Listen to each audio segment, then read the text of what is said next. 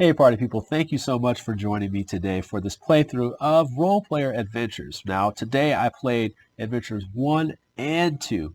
So I made sure, of course, everybody's been playing Role Player Adventure 1, Chapter 1, but I played Adventure 2, but I only played part of it. I played about half of it. So I could give you a taste of it so you can see something different and new. It's going to be towards the middle end-ish so you can see. And this is cut together. It was actually two separate streams. But something else actually happened. We gave away a pledge. Well, we're going to give away a pledge. So what you need to do in order to do this and enter in this, and I'm letting you know because maybe you didn't get a chance to watch, you will go to those two postings, which are on the Man vs. Meeple Facebook page, Solo Sundays. You will go to the first one, and the first one was Chapter 1, and you will hit the heart button, okay? Not the like button, but the heart button. I appreciate likes, though. And then if you want to do the second component, you have to go to the second post and hit the hug button. So it's basically the same face, but then you hug, it's hugging the heart. You want to hit that. So you have to do both in order to be entered. And yes, it is that simple. And yes, guess what? You don't have to compete against thousands of people. So you definitely want to enter that. But this is all edited down because the players and everybody in the chat was helping make choices. Everybody made the choices together. We had a lot of fun. So hopefully you at least enjoy an edited version of it when you get to it. Take care, you guys. See you next Sunday.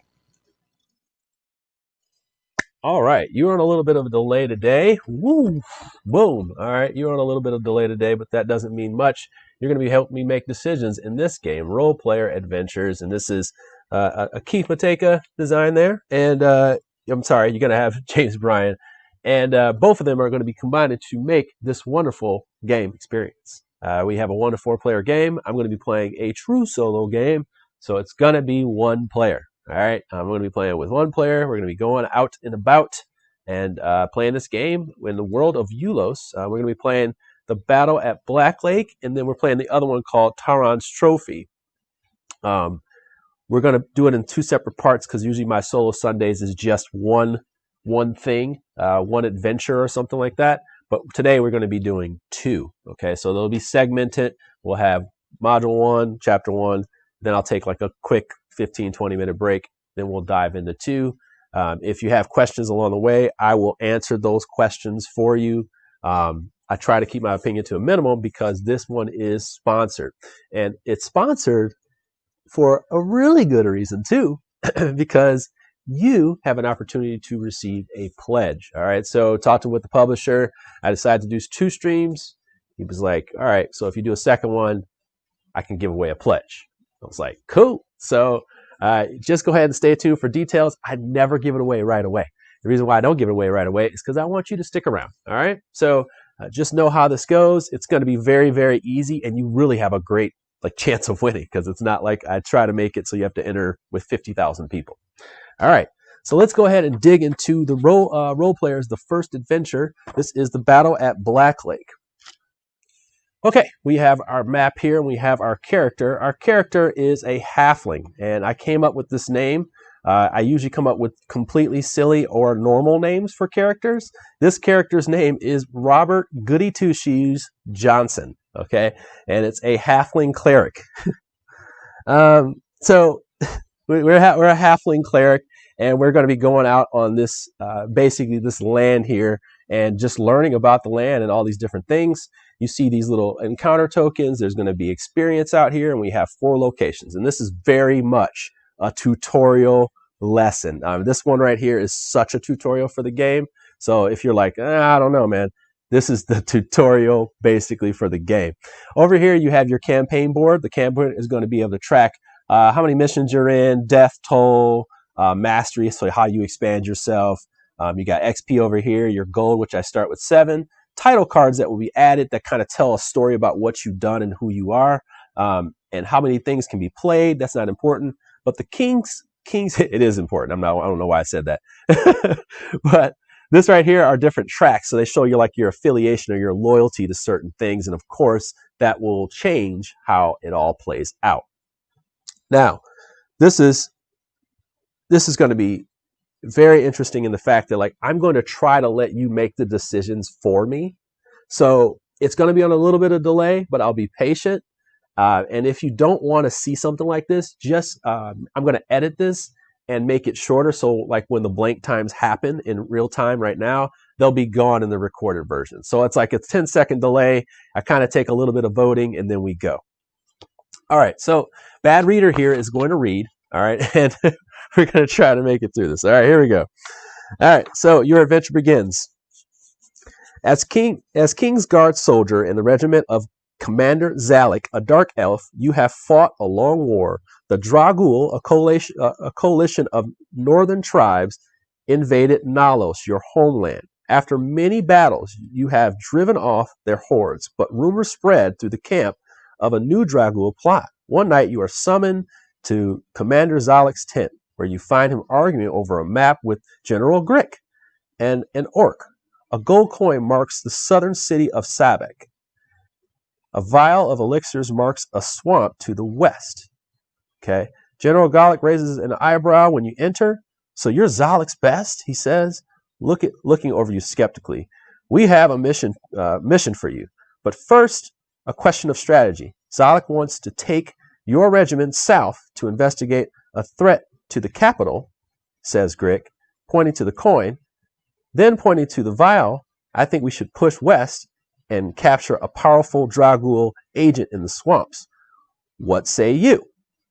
So now what you have to do is choose between the loyalties of one or the other. You side with General Grick, and then you learn more about the Dragul, or you side with Commander Zalek, and you investigate threats to the capital. That's your choice. All right, so what are we going to do? We are going to side with General Grick and go deal with Draguls, or we're going to side with Commander Zalek. This is our beginning. What do we do? 1 or 2. So I'm going to ask for your votes. You guys take a minute, go ahead and vote, and then we go ahead and go. So number 1 or number 2. Side with General Grick or side with Zalek. Okay, 1 or 2. I'm going to leave it there. We don't want to break for too long. Okay. Everybody's kind of like giving up other things. Okay. Elixir. All right. So we're going to go with Zalek. All right. So we go to begin 2. It says, you point to the coin. General Grick pats you on the back with pity. Well, he says, good luck to you. He collects his vial of elixir and exits the tent. Recording keywords. It says, now we're going to record keywords in the game. And they go in these little spots here. And I'm going to write the word Zalek. It actually tells you in the book to write it on here, and throughout the game you're going to be writing these and adding them, and they will trigger different things where you go, okay, based on your choices during your quest. All right, so it says Grick wouldn't hear my counsel, said Commander Zalek, and he won't hear yours either, but I'm glad to know that I have your trust. As for your mission, leave now and travel due east until you reach a small enemy encampment. A special operative of King Taran will meet you there. Commander Zalek rolls up the map. You keep the coin, and he says, gain 1 coin. So you gain 1 coin. All right. And then it says, you make haste under a crescent moon and crossing burnt and abandoned farm into open prairie at the top of a bluff. You look out over a dark lake to a wooden outpost, and it says, place your marker on A, which we have right here, and then it says read entry A. Here we are. Now, when we reach any location on this map, these big ones right here, A, B, C, or D, there will be an experience marker here or something else. These are blue. You kind of can't see them. They're really dark. What they are is it's kind of like a tracker to say, hey, you've been here, or hey, you haven't been here. And this is at least what I've experienced thus far. So when you go to a spot, it'll say, is there an experience token here?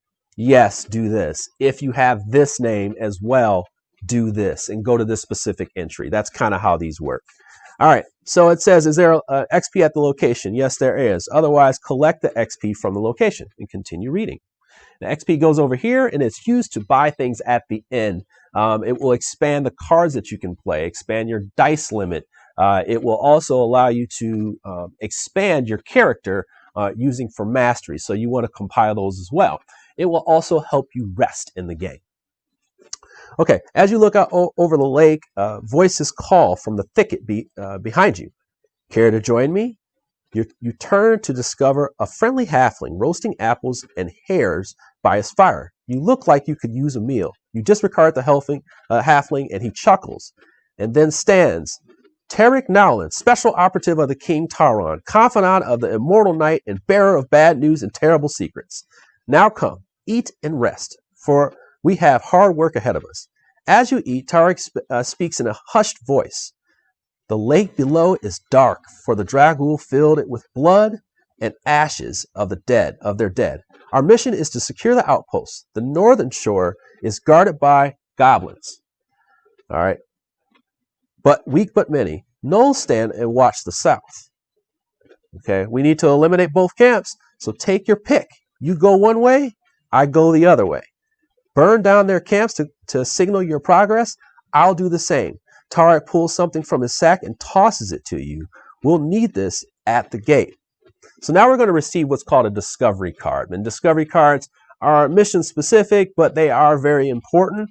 Some of them become items that you can use. So you definitely want to make sure you have those. And it says just dig into this deck. We're looking for 65. All right. So we have what's called a bluestone fireball. It's called a bluestone fireball. And what these are items that go over here to the side here. I'm going to try to make sure they stay in your view. As a matter of fact, I probably could just stand to move all this stuff over. I didn't even think about that. Let's move all that stuff over. We got some real estate. Why don't we use it, right? All right. Okay, so we have this discovered item. And at this point, we could use the item by looking at where we are and add that number to it. I'll just tell you right now, you don't want to use this item. So we're going to do that. So we have use the item and we can move to another location. Now I'm going to have you choose which direction we go. We're going to have an encounter before then, but we will get to this camp. So we're going to go after the goblins or after the Gnoll camp. It's up to you. You can say north, you can say south. Does not matter to me. Goblins are up top, the Gnolls are at the bottom. I'm going to give you 1 minute to decide. 5. I have 5 for goblins. We are going towards the goblin camp. So we will move until we get to an encounter spot. And when we do, we will flip this token over. And now we're going to go into these encounter books. So we'll flip over to 2. The 2 goes out of the game. And we go into another book. Okay, so this one will tell us what's happening in our Tomb of Encounters. So we'll go to the actual, and I'll just kind of give you a little bit of look what's going on here. You'll go to a specific entry, and it'll say, hey, we're in Adventure 1. The locations are on the side of the thing, and then you'll go to whatever excerpt it says. Now, this is a very narrative-driven game. I'll be honest with you, it's a very well-written game, which was something that was surprising to me because I thought this would be way, way more like heavy, dice-heavy combat. It's choices and some really good dialogue to kind of get you going and stay in the theme, which I really enjoyed. Now that you found that the entry matches your encounter token, remove the token from the box. Bang. Waka. All right. Sorry. But okay, so by the faint light of the crescent moon, you make your way through a grove of ancient trees. You discover a thin line of twine running across your path and up a tree where rusty pots and pans hang from the branches. The forest around you is laced with tripwires. Any false move will alert the Dragul to your presence. Now we have 2 choices. This is tricky. Disarm the trap, which is going to require Dex, which I have, and Intelligence, which I have. I just only have one of those. The other one is carefully sneak through it, which is Dex and Wisdom, which I have a lot of. All right. So I have a lot of Wisdom and I have at least 1 Dex. And the reason why I'm asking that is, get you closer right here, because these little things right here are your stats, and it's important how you use those because they're going to fatigue you. As we use specific things, they'll go over here, and they kind of basically like wound you a little bit, and you can only have amount of 16. All right, so when you do these skill checks, you are kind of like tiring yourself out by doing these activities. So you want to find things that kind of match up with what you're doing. You also have your skills as well. All right, so let me come back at. Whoa, whoa, whoa, whoa. There we go. All right. Okay, so what are we doing? We are going to we're sneaking in using our Dex and Wisdom, or we're disarming a trap. What we got? Sneak. I got 1, 2, 3, 4, 5 for sneak. Let's do it. All right. So we're going to go with sneak. And what we do in that is we go to this book. This is really cool. Oh, my goodness. So we go here. By the way, if you can't tell, I really like this experience. All right, so we go with 1 6. 1 6 is what's called stealth. And I'm just going to kind of give this to you and so you can see what's going on here. It'll tell me what I'm looking for in this book here. So I'll take the book out. It will tell me stealth, and it'll tell me the type of check. It'll say stealth 1, and there's a 1, 2, 3, 4, 5, and 6. It tells me a dice limit. I have a whole bunch of dice in here, and we're just going to go ahead and make choices. Now I'm just going to play it out for us, but I just want to kind of walk you through these skill checks. So we take this out. We'll take this out of the way, and we're going to do a skill check. I'm going to go ahead and just move this right here. Put our dice pool right here. And now we get to create dice. So it's going to be, I need a black die, a white die, and a black or white die, but I have to have these specific numbers, which is going to be tough. It's not easy. But what I need to do to get my dice pool is I actually have to spin these things right here. So if I can get at least one black die, I'll do that. All right, so I get that one black die. I will do that. It gives me at least one. So I'm going to go, I need at least one. Let's get that at least one. So we got one black die. And I could at least afford another white die. I can afford a white die. So I'm going to go ahead and grab that. And then I'm just afraid. So I'm going to grab another white die. I'm just afraid. All right. So I'm going to grab, I got 3 die, but I have a dice limit of 4. So I'll randomly grab one out of the bag. And we hope that it hits the color, right? But it's okay if it doesn't. Okay, it's okay if it doesn't. I'll show you why. All right, so we roll our die. We see what we get. All right. Hey, buddy. Hey, hello, nurse. Okay, so so we don't have one here, but we got the big one. That's what you want. You want a big one, right? Okay, so what we're going to do is now we're going to look through our hand of cards. Now I'm going to slide this right out of the way. All right, and we get one shot at this. So we are looking at our hand of cards, which are a set of armor. They're going to be weapons, traits that you have as a priest, as a cleric, I should say. And you're trying to match these things up. It says, well, the other was always one that disagrees with the other. All right, you snack while you play. I was wondering where the dice were. Yeah, this is a dice game. Don't worry about it. So what I'm going to do is look through my dice pool and see what thing I can do to manipulate these die. So for example, I have a black die here, and I have a card called the Ancient Spear. It says that I can add +1 or -1 to a die. So I would make this, I want to flip this up to make it a 2. Now what I'm looking for now is something that may totally flip. Maybe totally flip.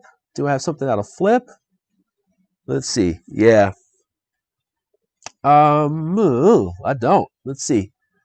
And I'm looking at my trait too, because I have a trait that says it says remove 3 gold from your party journal to add the number of random dice to the dice pool. Because I really want to hit this right out the gate. And I don't really need these other die. And I only get one shot at this. And this goes to my discard pile, by the way. I only get one shot at this, and I have one that allows me to have any color die act as a red or a black. I don't need that. I could do a plus green die, which means I can get a green die from the bag. I also have one where I can re-roll a red or a black. I do have one that says decrease the value of a red or a white die by 1 or 2. That would have been nice if this was lower. And then I have one that's 3 or a 5. I get to flip it. And none of those are going to help me with any of these. But I could spend this 3, and I think that's what I'm going to do. I can spend up to 3 gold, and I'm going to spend my gold. I'm just going to spend the gold. I am not a man of money. It says I can do up to 3. I'm going to do the 3. So I'm going to do the 3. Hopefully we get the die we want here. Let's see. 1. Nope, blue is not that one. We don't need that one either. We do need this one. All right, so we got blues. That didn't help us much, guys. That didn't help us much at all. It didn't help us much at all. I believe the dice do not wrap around. So yeah, we are kind of stuck. We are kind of stuck. And we used our ability. We used a whole bunch of dice. And it looks like we're going to fail this one here. I don't have anything else I can manipulate, and unfortunately that's gonna, oh, yeah, if I could have made this white, that would have been sweet, but I can't. So that's gonna make it so I fail. But even when you fail, there are rewards that you can get. Now there is XP under here. Oh, you know what? No, I'm fine. Even though you fail, you get XP if you have a die under the XP spot. I do get 1 XP. Unfortunately, that really hurts. Oh yeah, no, but I didn't have a die that I could make white that would have helped a lot. Yeah, it wouldn't have helped. Oh, I could have flipped a 5. All right, let's go back here. Hold on a second. I think I had a. No, I couldn't. I can't do it. I can't do it. So we get 1 XP. This goes away, and we failed our skill check. First skill check. Not good. Not good, chat. All right, not good. Our first skill check, we failed. It says you triggered the alarm. All right, we have triggered the alarm. So I advanced to A12. Let me move this out of the way. This is awesome. A12, it says, with a tremendous racket, pots, pans rain out, and the trees around you. Surely, it says, surely every Dragul in the camp is alerted to your approach. Oh, well, nothing to do but charge ahead. You can only hope that the rogue is having better luck on his side of the lake. So we have what's called alarms. So that means that more than likely they're going to be prepared when we come. That's unfortunate. Tarek is handling his side of his side of the lake. Remove the encounter token from the adventure map and return it to the box. So he's kind of like handling his business. There's nothing that needs to be done there. And then it says continue to ADV 14. Well, we're having a lot of adventure here. Before heading to the camp, you take a moment to catch your breath. The crescent moon reflects eerily off the glassy black surface of the water. Now I can rest, and I am going to rest. I am a bit worried too. I am a bit worried too. I got a little nervous because I was like, uh-oh, we may have a little issue here. But that's okay. We're going to rest. And what happens when you rest is you can burn an XP to roll a die to get your fatigue back so you don't have to worry about being fatigued. I'm not too worried, but I do want my stats back. Okay? So what I do is I will spend 1 XP. All right? I'm going to sacrifice my 1 XP. All right, and I will roll a die. And what that does is, all 4. So we take all these out. Okay, so I'm going to do this technically the way it's supposed to go. That takes all my fatigue out, and then I would fill the rest of my stats back to normal. So I have my one dex goes there, and then I have 3 wisdom. So that's going to go there. All right, boom, done deal. Okay. If the designer or someone else is in the chat or anything like that, could you link to the page? I like to make sure I have a link to the page. I don't have an affiliated link or anything like that, but I do like to make sure people can get to back it where they can. All right. So we finished that. We rest, and now we move to our next location. We got all our stats tight. We've rested. We can flip over our ability. These cards come back. All my cards come back. Yep. And then we move back into it. Now we're going to move over to the null camp. All right. So now we're at the camp. And we are at B. Okay. I mean the goblin camp, not the null camp. So we would pass the storybook if there was another character. There's not. And now we're looking at keywords. And this is what I'm explaining here. So first of all, there is XP here. We'll take that XP. Okay. And it says, otherwise, collect the XP from this location. And if you have the keyword null, which we don't have the keyword null, which would probably be something that happened down here. If we have the keyword alarm, then we read a different passage. So the whole idea is if you've been here before, or if you have a certain keyword, different things will happen. Maybe it already happened or something's about to happen. And depending on the words that you have, the experience will be different. And it is different. All right. So I just want you to know it is different. There's even a word that says clear. So like maybe nothing happened. All right. So we have alarm, which is probably not good. The light of several small campfires flicker through the chaotic grouping of boar hide tents.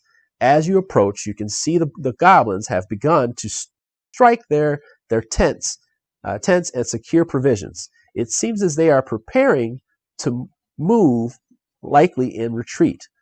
But this work has been abandoned for a moment. In the midst of the empty encampment, you suddenly find yourself surrounded by short, long-eared silhouettes. Firelights glint off the tips of the spears, and with wild screams, they all leap toward you at once. All right, so now we are going to go to combat. We're looking for a Goblin 22, and they're going to be a gang of. All right, so they're going to be gang of. Let's see. So 22. All right, so not only does this group, because we've snuck up on them, and this die is supposed to be back out of the way. Not only have we got to deal with these goblins. Okay, not only do we have to deal with the goblins, I'm going to bring you in a little bit closer so we can take a look at this a little bit closer together. All right, yeah, let's do that. We'll bring you a little bit closer so you get an idea of what's going on here. All right, so now we have these goblins, but not only do we have that, they do have a modifier. There's a modifier deck that says different things. Oh, how do you know that? Gang of, right there, boom. So something will happen because I have, you know, a gang of these guys after me. Now, it says, during the first round of combat, the dice limit is reduced by 1. So they're basically going to mob me up, and I can't, like, attack back with all my strength, okay? And this really, really hurts. All right. All right, here we go. All right. Yeah, this is going to be fun. Here we go. So what am I going to do with my dice pool? It looks like I have a white, a red, and green or gray, or green or black is what it is. So I have a lot of strength. I can use my strength. I have 2 of those. I have Dex, I have Constitution, and I have a ton of Wisdom. My hand, which is also important, I can manipulate green die. I can make any die a red or a black. I need black. So it's probably important that what I have in my hand is also going to be present out here. Okay, so you want to make sure you're kind of like not just grabbing random stuff. And also my dice pool is only 2 at this time. So let's go ahead and see what we get with this 5. All right, so we're going to do this red here. Because we can manipulate red. Okay, so we grab our red for our die pool, and then I'm going to grab 1 white. That's going to be 1 white from my die pool. And then I'm also going to, that's it. Actually, that's it. I can only do 2 this time. So unfortunately, it's gonna hurt. So here we go. Ooh, here we go. So we have a red 5. Look at that luck. 1 in 6, baby. Okay, 1 in 6, baby. Did it. All right, but we do have the ability to play up to 4 cards. So let's go ahead and take a look at what we have. We don't need this one here. This is green.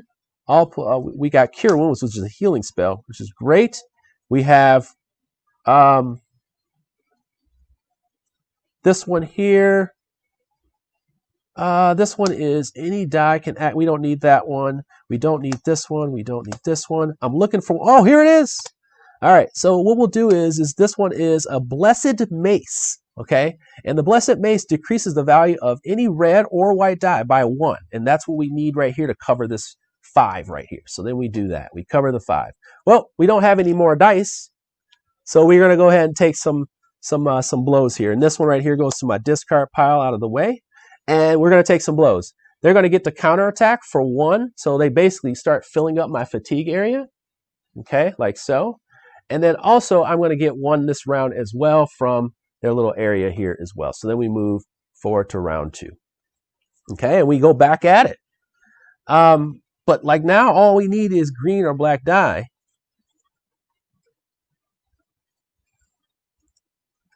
Okay, but I have 1 of each. So let's just work with it. Let's just work with it. We got green and black. Yeah, let's do. We got green and black. So let's get our green and black on. Green and black. And then we get 1 more die randomly. Here we go. Let's see. Let's hope we get a green or a black. Here we go. We got a blue. That's okay. We roll. Boom. All right, we have a 4. We have 4s. Let's see what we can do with the 4s. Let's see. The 4s. Okay, the 4s. We can't do anything with the 4s. We have to get to 6. All right, I'm looking at my cards. Okay, so the kicker is we can make any die black. Okay, so we can make any die black. This is obsessed. Okay, and I like this. I like spaghetti. You ready, spaghetti? Here we go. So I have a card that says obsessed. It says I can take any color die and make it black. Okay, so I'm going to make this one black. What I will do with said black is I will use the Ancient Spear, okay, to add +1 to a black die. And that, my friends, will make it 6. Done deal. All right, so we have completed this. All right, that's it. That's how you win combat. If we were to go another round without covering something, we would take 2 fatigue, and it would continue to add up as we go along. You do not want to get to 16. If you lose combat, you would have to, basically you die or you get exhausted, and then you read a passage, and it kind of keeps you going, but there's definitely things that keep it harder. So there you go. We have 1, and what we win is 1 2 experience. All right, so we win 2 experience. Okay, and boom, we are off. Okay, anybody have any questions? Anybody have any questions about the game thus far? Okay, so we won. We're victorious, and now we're victorious. So what we do is we go to B3. Well, as you can tell, a lot of reading in this game. They dived into the story. That's what works for them. You know, like this is what this game is. I'm going to move this back over here, put the modifier back on. Try to keep this as organized as possible, y'all. We're going to be here for a while this Sunday. And let's talk about the giveaway.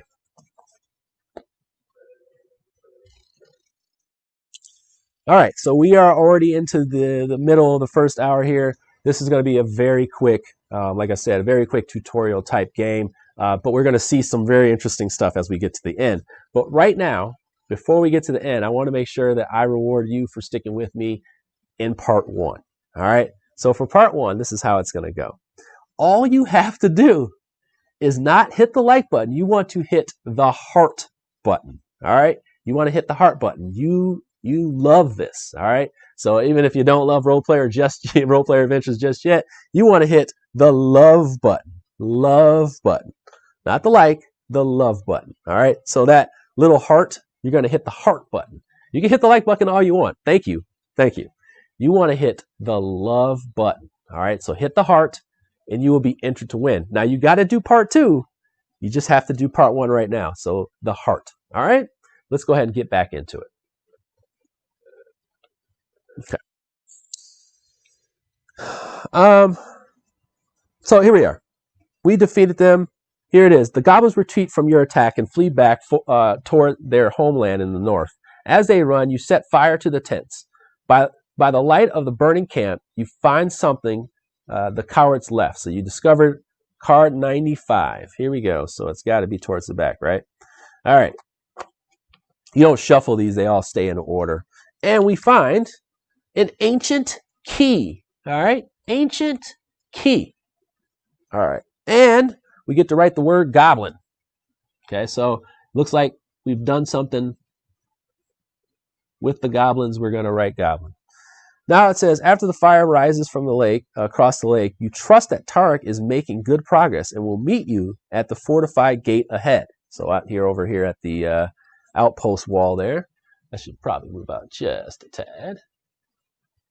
Actually, I kind of like where I'm at. We can go out if we need to move out, but right now I think we're tight and you can see more of what's going on. How about that?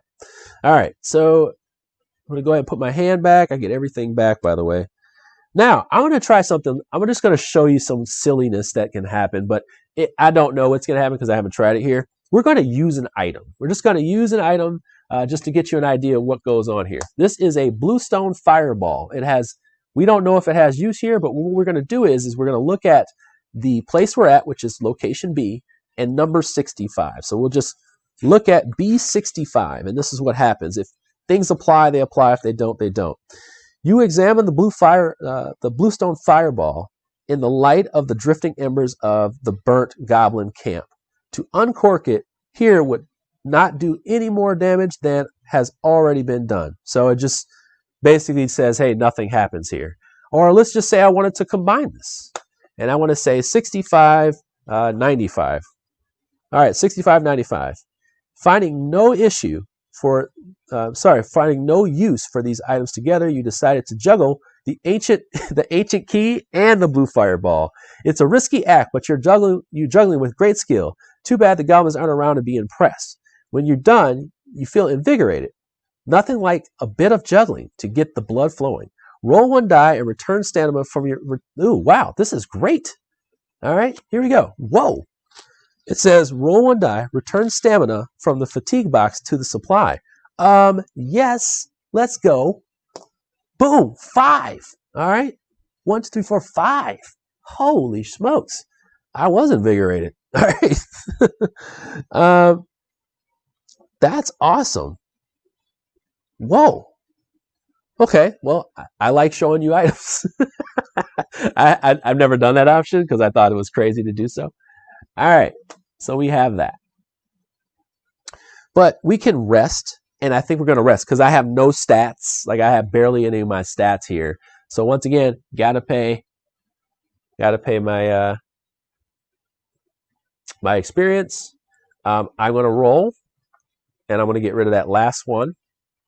And then I'm going to take everything and fulfill my stats. Fill my stats. All right, so I'm back up on strength. My strength is 2, and you just look at the back here, and it's going to tell you what those are. Now, I probably should have wrote the numbers in here. Lord. And 3. And 0. Notice I have no stat here in Charisma, so that way I don't have to look at the back. Mr. Jeremy here has got Mr. Goody Two Shoes Johnson not ready. By the way, I don't know how you feel about Goody Two Shoes Johnson as my name. I'm usually not a cleric player, so I just kind of decided on the silliest name ever. How many times can you combine items? You can combine items. You can combine items as much as you want. It'll just tell you what happens. So you notice how I try like one item and then the other item, and then I tried to combine them. You have those choices with the items that you have that you're carrying with you. So it's kind of what you choose. All right. Want to make sure I don't have anything else. All right. I go back to B6. Did I get anything else? Okay. Yep. We're going to move to another location. Now, could I move all the way down here to the null camp? I can. Okay. I can move down here if we want and just get the XP. Well, let's do that, right? Let's just see. Let's see what happens. So we go to the null camp. We can just go to the null camp, or we can just go to the outpost. What do you want to do? I'm going to leave it up to you. Do you want me to go to the null camp and see what's left over there? We found out that Tarek had lighted the campfire, so we know that there's nothing there, really. We don't know what he left. And then we also have the outpost. What do you want to do? Okay, let me know. Do you want to go to the null camp, or do you want to go to the outpost? I'm going to leave that up to you in the chat. I'm going to adjust my camera, and let's get to it. All right, so we're going down here to the null camp. That is C. Okay, null camp. We would have passed the storybook. Here it is. It says, now that you arrived at the null camp, pass the storybook. If there is no XP at this location, read C1. There is an XP here. Okay, so we take the XP. It says, otherwise, collect the XP from this location. Now, I have to look at my keywords. It says, if you have goblin, keyword, read C5. All right, so I have C5.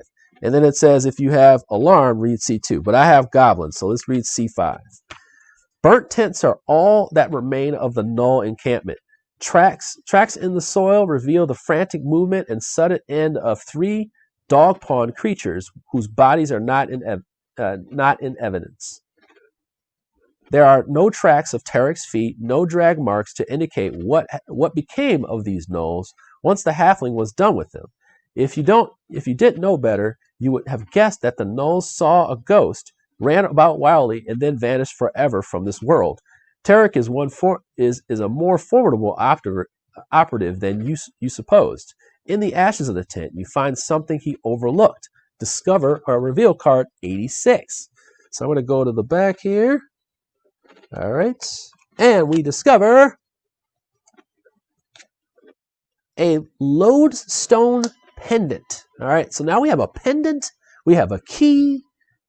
We have, a fireball. Like, we got all kinds of stuff. All right. So we have this pendant. And we are at 86. There's nothing else really going on. It says, like we can rest. There's no items. We can go back, and I'm just taking a look at something here. C2. All right, and we're good to go. All right, so you can always trust a halfling. Is that true? Okay. So we're going to go ahead and move to the Outpost Wall. All right, so we go to the Outpost Wall, and the Outpost Wall is D, location D. Now it says, this is exactly what a keyword would be. It says if you have open. So that probably would mean the door is open to the Outpost Wall. Then you would read a different, passage, and that's what I want you to know. Like it's different things. Okay, go on here. Okay, so now that we're here, we want to pay attention to maybe our items. But just so you know that it says, if there's no XP at this location, D1. Otherwise, collect the XP from this location and continue reading. We have 5 XP. I'm going to show you the value of that XP when we get an opportunity to, but for right now, I just want you to know we have 5 XP. We really want to pay attention to that. All right, and it says, you approach the fortified outpost as the moon sets, leaving you in utter darkness. Behind you, 2 fires burn on either side of the shimmery black lake. Ooh, right? You feel your way across the rough wood of the outpost's massive gate, but can find no handle or latch. Yet the gate holds firm. It must be barred from within. Behind the wall, the Dragul are protecting a powerful artifact. Tarek Nowan, the halfling, is nowhere in sight. So now we can use an item, and it's really encouraging us to. So what are we going to use? We have the ancient key. We have a bluestone fireball and a lodestone pendant. Now, it didn't say anything about a key, but I'm going to try the key anyway. So I'm going to go to D95. It says, you try the ancient key at the gate, but there is no lock for the key to fit in. It is fortified outpost gate held in place by a heavy bar on the outside. We'll try the lodestone pendant. So we go, all right, 86. It says you press the lodestone pendant and, 86. You press the lodestone pendant against the gate, but there is no response. The gate is made of wood, not metal. All right, so now we use the bluestone fireball. Here we go. You uncork the bluestone fireball at its base, at the base of the fortified gate, and run for cover. The thunderous explosion tears a wide flaming hole in the wall, giving you passage through. So boom, right? And then it says keyword open.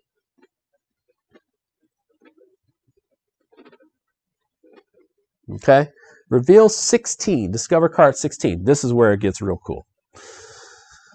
All right, so 16. Are you ready for this? This is really freaking cool. Guess what we did? We unlocked another location. Like so. All right, this is really cool. And then it says place 1 XP on it. All right, so now, and then it says return discovery card 65 to the discovery deck. All right, back to the discovery deck. We'll put it back in there afterwards. All right, and then these go to the side. We do have the lodestone pendant, so we got to pay attention to that stuff. We got to pay attention to what we have. Now, do we rest? We move? We do whatever. So we've bursted through the gates. The outpost wall is there. We have this lodestone pendant. We have some keys. Do we want to use them there? We already did. So let's go ahead and move to the next location. The gate is starting to suspect that the halfling was raised on point and a click adventure video games. I love it. All right. So we move into here. We move into the next location, which is E. And it says Outpost Interior E. All right. So if I have Revealer of Secrets, I don't. Rogue's Accomplishment, I don't. Aid the Ogre, I don't. Otherwise, collect the XP from this location and read. So this is like I said, it's very much enveloped in story. Here we go. You pass through the smoldering hole and enter the Dragul outpost. Its massive wooden walls are solid, but roughly constructed. They enclose an open space, empty except a single chest of white metal and a gray-skinned ogre who stands before it with an iron club. The ogre shouts in the Dragul language. It's gibberish to you, as if he was making all the sounds, but none of the sense of Nalos Common, which is yours. Between his angry cries, he smashes the metal chest with such force that it shakes the ground around you. But the chest only rings out a remarkably pleasant tone. It remains unbroken, undented, and firmly in place. Enraged, the ogre approaches you, shouting and swinging his club wildly. As you watch his outburst, you catch a glimpse of something moving in the shadows behind him. Tariq Nowlin, blade drawn, carefully approaches the ogre from the other side of the outpost. So he's kind of like coming up behind him, like ready, like that. So here we go. Now we have this faction track thing. Okay, this is what happens at this location. The choices you will make will have your standing, like have a specific standing with different people. So the choices now that you make will move this to the left or right, and it's kind of like your loyalty to someone, your favor with someone. It's called favor, sorry. And you have these different tracks. But now Tariq is coming out of nowhere. He's about to attack this person. I'm looking at this troll. He's got like some kind of thing going on. You're like, I don't know. And he looks kind of upset, but he also looks, I don't know. And here we are. We attack the ogre and head into combat, or we try to understand. Okay? And when we try to understand, we have intelligence and we have wisdom. We don't know what it's like to fight them, though. So what do you want to do? Do we want to kind of suss this out, maybe talk to them and try to understand them, or are we going to fight? This is up to you. This is cool. We're going to fight or we're going to talk it out. And we know without a doubt, if we talk it out, we do have the stats. We don't know fighting-wise what the stats are. Understand. 1 for understand. Understand. We got 2 for understand. Talk. Oh, look at you guys. Look, you nice guys. You're so nice. Understand them. Oh, look at that. Oh, I like you guys. I like you. All right, here we go. I really like you guys. All right. As Tariq creeps closer, you try to understand what the ogre is saying. Dragul and Nalos Common are not completely divorced. 1,000 years ago, when of Eulos lived in peace, the two languages were a single tongue. But after all these separation, it is no simple task for you to comprehend the ogre's angry rants. Let me tell you, my reading teacher would be so proud of me. Shout out to Mrs. Pam Ryder, because I am reading nice, as she would say. All right, so what are we doing today? We are interpreting check 1. So now we go back to the skill book instead of the combat, which we would have done. And I'll talk about the combat, whatever, but we're going to a little bit later here. But interpretation. All right, here we go. It says interpretation 1. Thankfully, we didn't get a 2 here. All right, so we have interpretation 1. It looks like we need a white, which would be wisdom. We have wisdom, and we have combo there. And then we need at least 1 intelligence. We could possibly get 2. So I think that's doable. I think that's doable. Let's do it. I think this is doable. Let's go ahead with 2 white and 1 blue. All right, I like to get as specific as possible if I can. 2 white and 1 blue. 2 white, 1 blue. All right, and then I get 1 more random one out of here. Whoa! All right, this goes into my fatigue area. Come on, baby. We got a purple. It's okay. The dice limit was 4. We roll our die. What do we get? All right, we are looking for a white 2. We got that white 2. We are looking for a blue 4. We do not have the blue 4. We have a purple. Wish we had a 3. 1-3. That would have made my life easier. So I'm going to lay out my cards once again. Let's see. All right, I'm going to slide this to the side. And I'm going to try to get you closer for this encounter. How about that? Try to get you a little bit closer. Let's see. All right. Okay, so what we're doing here, we are trying to get the remainder in blue and a 4, and we're also trying to get either a blue or white. I mean, sorry, a blue or, yeah. Is that blue or black? It's blue or white. Yeah, geez, I can't see. Is that? I can't see. I can't see. Okay, yeah, that's blue or white in a 3. Okay, so this is what I'm going to do. I don't have the best cards for this situation, although I could spend more of my money fulfilling this, and I don't know if I want to do that. So this is what I'm going to do.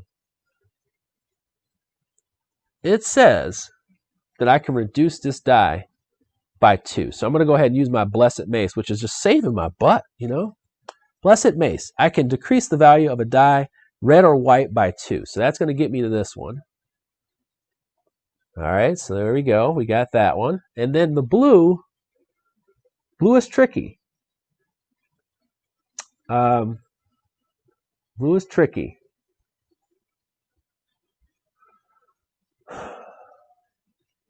Blue is tricky. Okay, I got it. You ready? You ready for this? You ready for this? This is so fly. Watch. Okay. So I'm going to do this. I'm going to take this card, which says I can take a blue or a black die and raise or lower by 1. I'm going to change that to a 3. Okay? Then I'm going to play Tumble, which allows me to take a 3 or a 5 and flip it. If I flip a 3, it becomes a what? It becomes a 4. Done deal. Winner, winner, chicken dinner. All right? So there you go. Sorry, I'm a solo gamer. You got to get pumped about these things on your own. I'm sorry. You just do. That's me in a nutshell. All right, so what we do is we take the 2 experience that is on here. Okay, and then we take these off.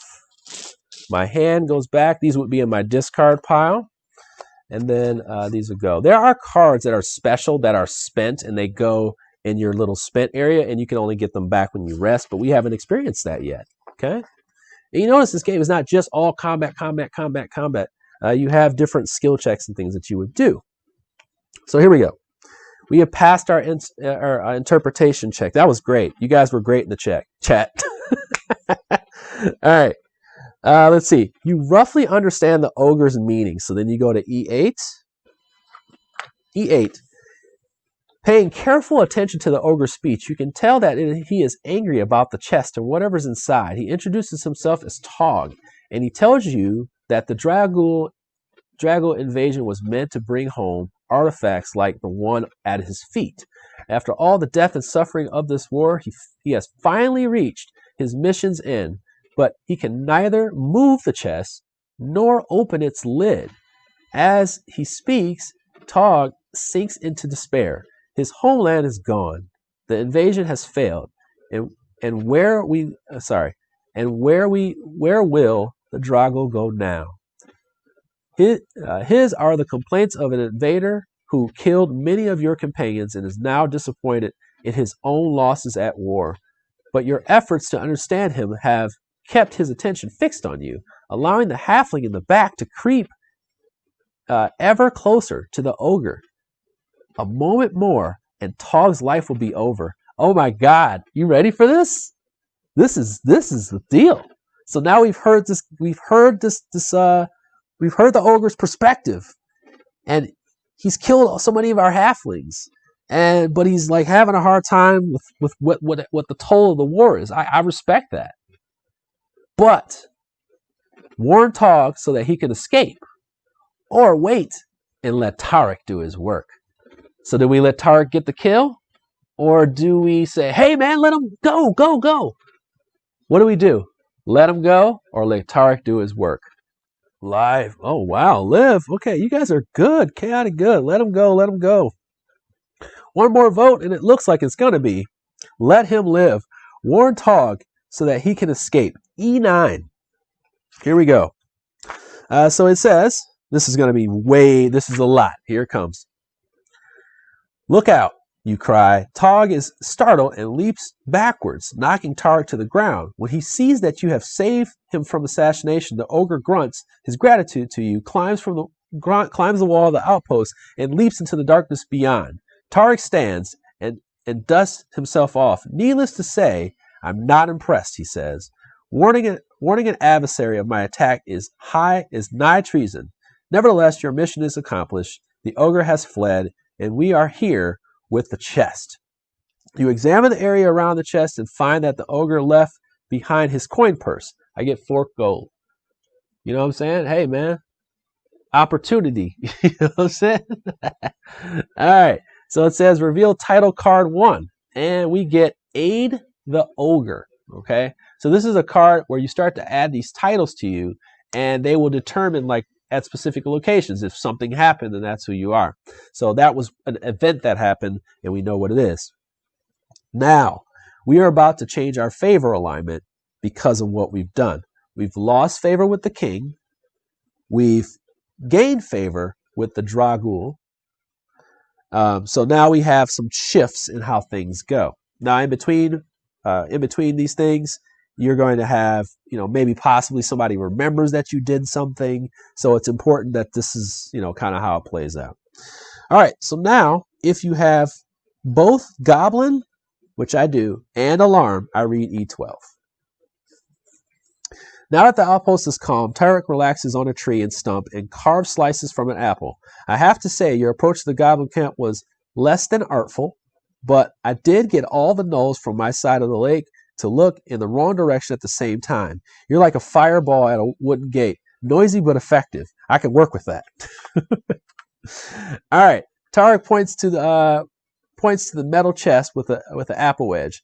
All that's left for me is to figure out what's inside. Upon a closer look, you discover the white metal of the chest to be Dergolium, an ancient alloy forged to contain objects from other planes. No force will crack it.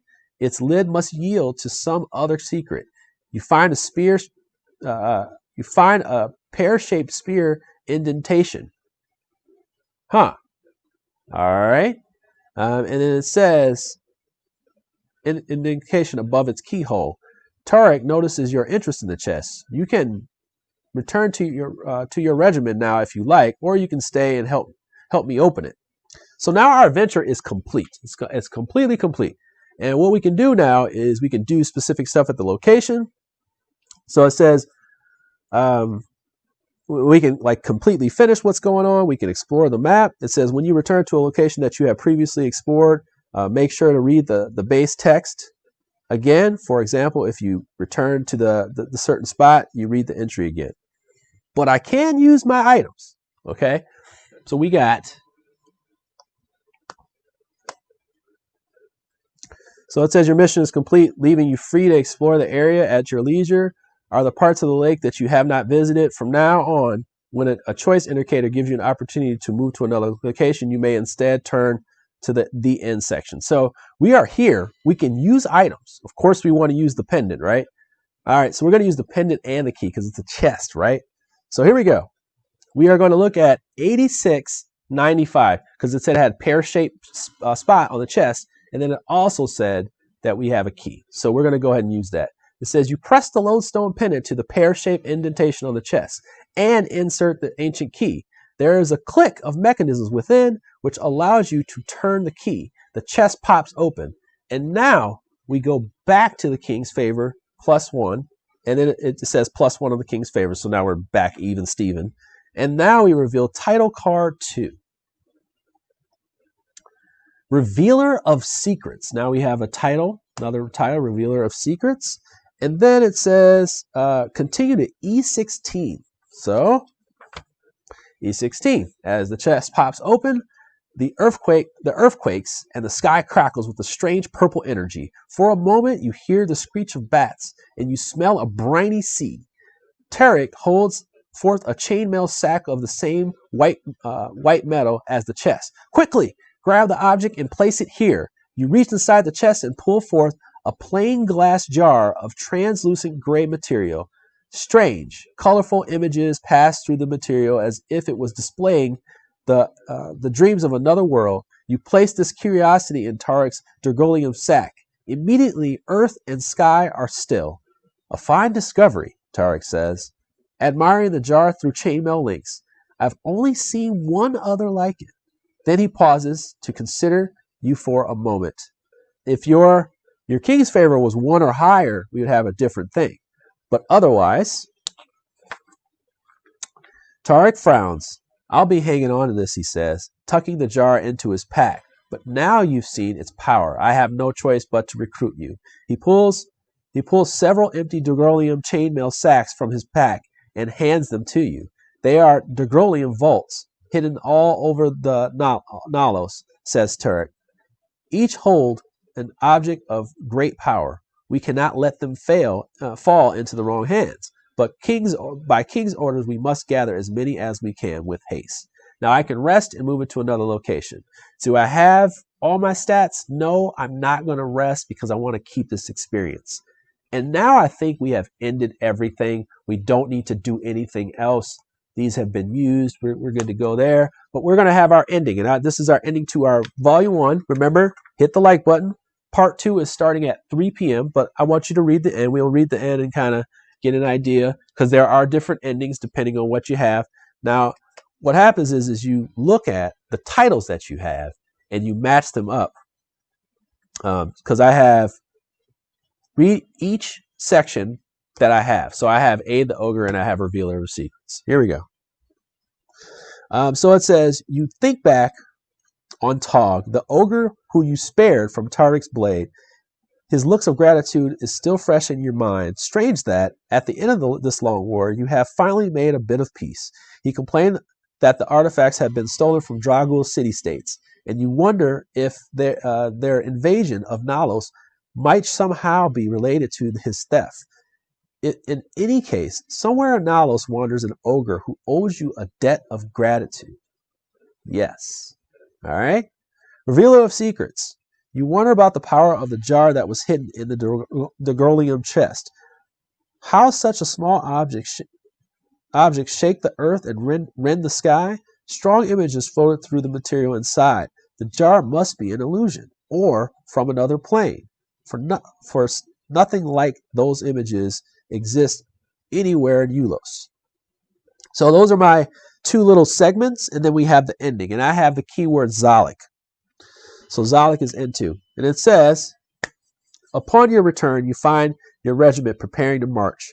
Orders to move west, a soldier tells you. General Grick is advancing a bogroot swamp. You return to the general, who smiles when he sees you. Just in time, he calls. General Grick hands you a letter from King Taron. It seems the king's hometown has been attacked by a great troll, a giant troll. He wants you to bring his head. My duties take me to Bogroot, he says. So when you're done with the troll, you need to meet Zalik in Sabek for your next assignment. Grick slugs you in the shoulder to bid you farewell. You head towards the coast. After a 2-day march, you can smell the brine in the air and hear the call of seagulls. Soon you arrive in the halfling town of Jolev, where you must fetch the head of a troll. And it says, if you do not have the Revealer of Secrets, if you don't have the Revealer of Secrets, then you would do something else. And it says, each player may now advance. Now this is how you level up.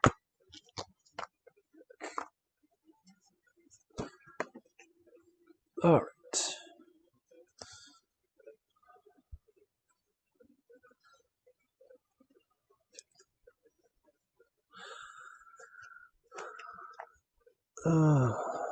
Okay. There are 5 decks in this game.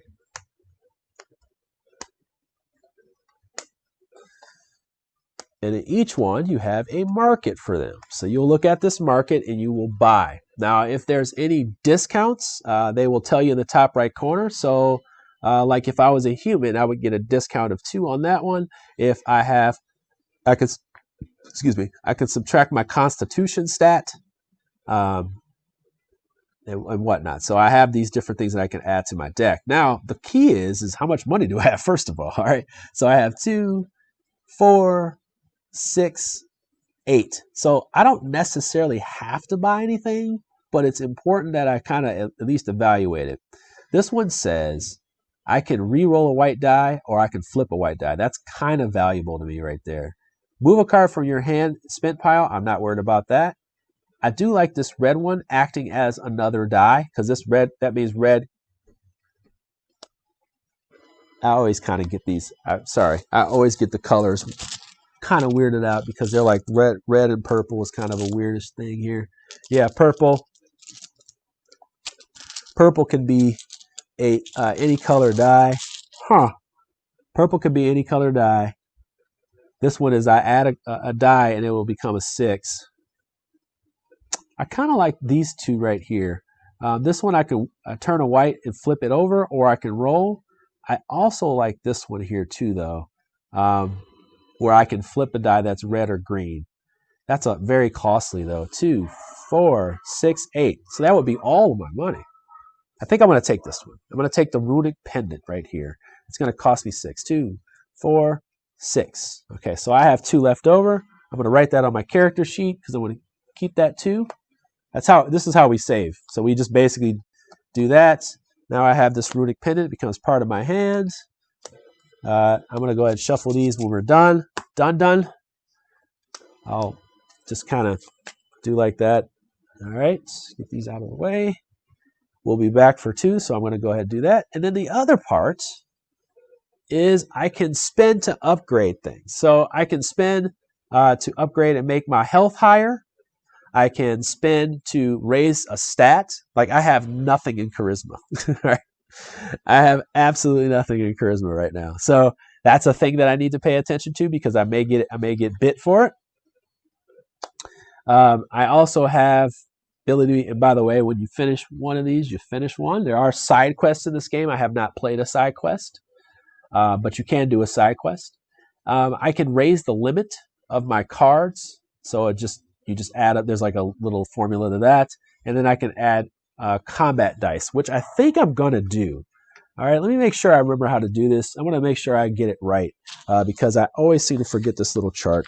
But if I want to add combat dice, it says to increase your combat dice 5 plus the current limit. So it would be 5 plus 3.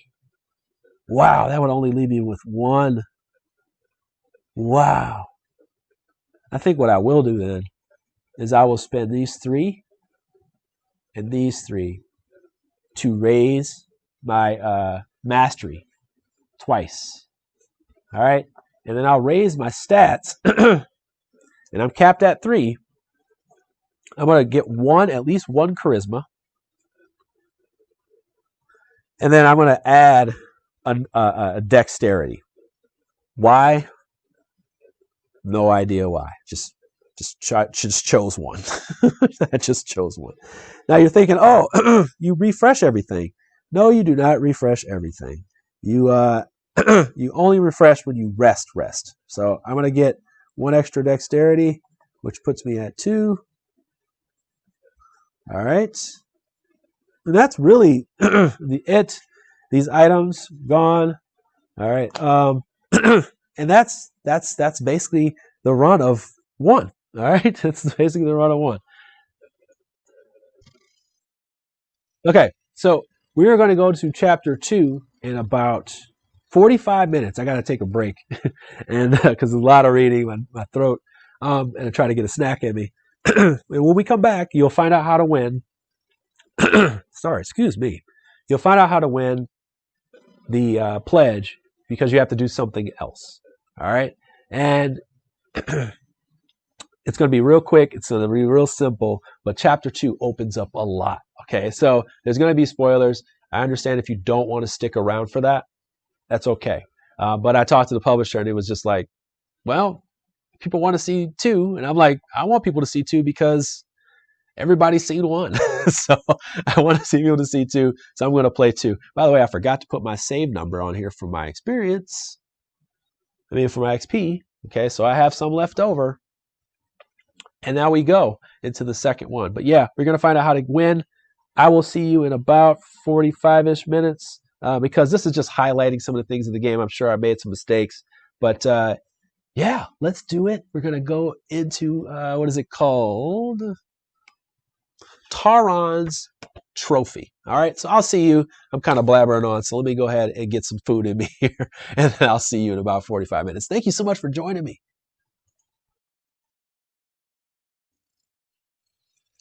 Okay, party people, we are back at it, and we are heading off to take care of this troll problem. And it's we're going to be in Jolev.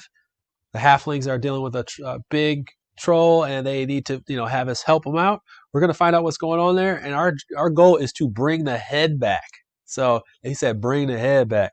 All right, but we are a cleric. We're kind of the nice guy. You know what I'm saying? So we walk in peace. So let's maybe walk in peace. Who knows? Okay. So let's go ahead and go into the extra book. Now, so there's another book. Each one of these is a book. We have our third one here. We're not going to do that one at all. This is just a very kind of exclusive one today because nobody's done number two. So what I'm going to do is I'm going to play some of two. I'm not going to play all of two. I'm going to kind of like stop at a certain point so you don't see how everything plays out. I think that's fair to people who are going to potentially back this game. I thought about it and I was like, I didn't even talk to the publisher about it. I just thought like maybe we probably need to like stunt this a little bit so they don't give away the whole thing, but you get a gist of what's going on, as the game opens up. How about that? So Troll's going Troll's going to roll. I know. I want to do the whole thing, and I was like, I'm kind of on the fence. So let me figure it out. Maybe I'll give a jumping off point. How about that? Okay. So how do you win, right? We talked about that one. Well, at some point in this thing, I will tell you how you can enter. Now, remember, the first part, you do have to do something, which you're going to have to dig and find out what that is. You have to do two things. So there's something from the first one, which I'm not going to tell you what that is. You got to watch it. And in the second one, we will get to that a little bit later into the quest, into the chapter. Let's go ahead and do this. We are talking about Taron's Trophy. All right, here we are. The Dragul invasion has ended, but your regiment marches north into the swamps, where the Dragul continues to plot against Nalos. While your fellow soldiers head to battle, you have been sent to the halfling town of Jolev on orders from King Taron to fetch the head of a giant troll. The coast here is lined with grassy bluffs and sandy beaches. A little breeze carries the smell of the sun-warmed sea. This is a slight smokiness in the air, and you recall with keen anticipation Jolev's reputation for producing the finest flavored hams in all of Nalos. Flavored hams. I don't know how you feel about ham. I'm just not into it. You can't even dress it up with pineapples and cherries. I cannot stand that stuff. All right, but just pineapples is not my thing. Okay. Let's see. So, hey, welcome, Mike. Welcome to everyone in the chat. Everybody is hanging out with me on the beach. We're in the farmlands, though, but we may be heading to the beach eventually here. So now we're at Jolev, which is A, and it says, do you have Esther? No. Do you have Market? No. But then it says, if there's no XP, reread it. If there's XP, collect it. And then otherwise, and by the way, and we're going to read the location. By the way, we save things, so now they're here. We got 2 here. We got 2 here. We have 2 here, but now we have 3. We've marked. We have I mark with X's where to go back to. I have no more keywords. I still have a bonus that I can play. And by the way, what this means is that I can play another card. It just adds to my fatigue pile. You can do it once per chapter. So it's a thing that allows you to do so. I forgot to say that. Hello everyone. Hello Ed. To Tim. Tim's back in here. Tim, could you please make sure you share for the chat the link as well. I only do this because I want people who want to back it to be able to get to it super quick. Here we go. Stand alone in the town square. The mayor welcomes you to Jolev. Sorry for this humble greeting, he says, but everyone is in hiding. He gestures around, and you see the boards cover the windows on every shop but the blacksmith's. Several second-floor shutters are cracked open so the curious eyes can watch. Oh, I love that. That's just good writing. Like people are looking through, and you always see like the little blackness, and you see like the little people through. You know, that kind of thing. I can see the eyes. Thank heavens for the King's Guard, shouts the mayor, hoping his citizens will hear. We place our troubles in your capable hands. The mayor exits. Windows close. The blacksmith's hammer rings out loudly. As you cross the empty cobblestone square, you find an old staff sling. 93. Discovery. Here we go. 93. 93. Our first discovery is... Let me just slide. I don't know why I decided to slide these so close. Let's slide this over. Let's give ourselves some space there. Some space. All right. We can even move this stuff out of the way, but I'm trying to keep it all tight and stuff. It's okay. All right. So we got a staff sling. Look at this. It's like a little sling there. All right. Cool. Cool bids. It says, if there's only one character in your party, go to A7. Like I said, true solo in this game. True solo. You're interviewing the blacksmith you interview the blacksmith Rose and notice that she wears a ring with an eye-shaped insignia. You recognize it as a mark of the Saltlet Door, a secretive group researching the ancient mysteries of Nalos. Rose tells you that young Esther Dungrass has gone missing. Many fear that she was taken by the troll. The Dungrass farm lies along the West Road.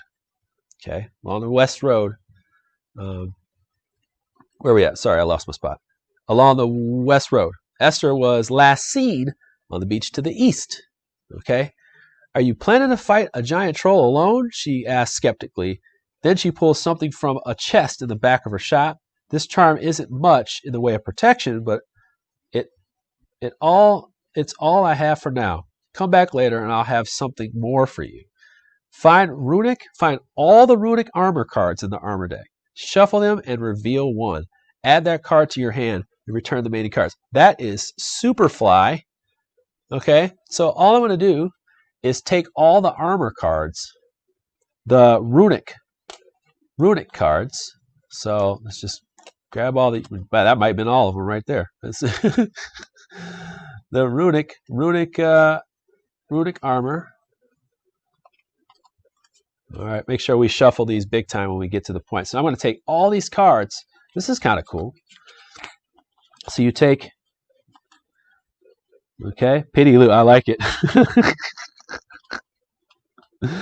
Oh my God. Yeah, I know. I like pity loot. I think I'm probably going to need it. All righty, what do we got? Runic Crown. And the Runic Crown is going to help me with blue. And I need that because I really only have one of these blue, so that's important. And notice I haven't recovered here, but this is important. Okay. Then it says reveal title card 12. So now you see me speeding up because we kind of know what's going on. Smith's Hammer. So we put that there. All right. More than likely, we could probably come back. Use an item. We have really no items. We probably would sling nothing. We have nothing to sling, so we're going to move. And we move over to our first little adventure. Now, all that does is tells us, hey, close this book that we have right here, and then open the tomb. So if you're kind of figuring out what's going on with this book stuff, so then you just go to Adventure 2, and then you read the passage that it says. It's number 3. Now, all these tiles go 0, they go to 1 to 10, and you shuffle them based on what it says in the book. The book actually tells you how to set it up in the same sequence that's similar. And what you would do is shuffle those, and it could be 1, 2, 3, 4, for every single one, but that's okay because they're different adventures in this. There's different language in this book, so that's important. All right, so number 3. On the side of the road, you see a series of large hanging cages, all empty save one, which contains a disheveled human calling out for help. "Get me out of here," he cries. "It wasn't me, I swear." He shows you a few gold coins he's managed to keep with him. "Look," he says, "they're all yours if you let me out. As King's Guard, it is within your duty to dispense justice, so you ask about his case. He claims to be the son of a noble heir to the lost castle of the Carnival, wandering disguised as a beggar. A plump, gray-haired farmer lost her prize pig, and it had spotted shape. It was spotted shaped. It had black spot shaped like a swan, and suspicious locals blamed him for the theft. I ask you, why would I steal when I have gold to pay with? But he dresses and smells unlike any noble you've ever met. Is he lying? Is he a lying pig thief or a noble that stinks? Now, first decision, declare him innocent and free him. That would be a strength and a dex. Or find him guilty and let him rot. We going to let him go? Or are we going to let him rot and just stay where he's at? What do you say? What do you say?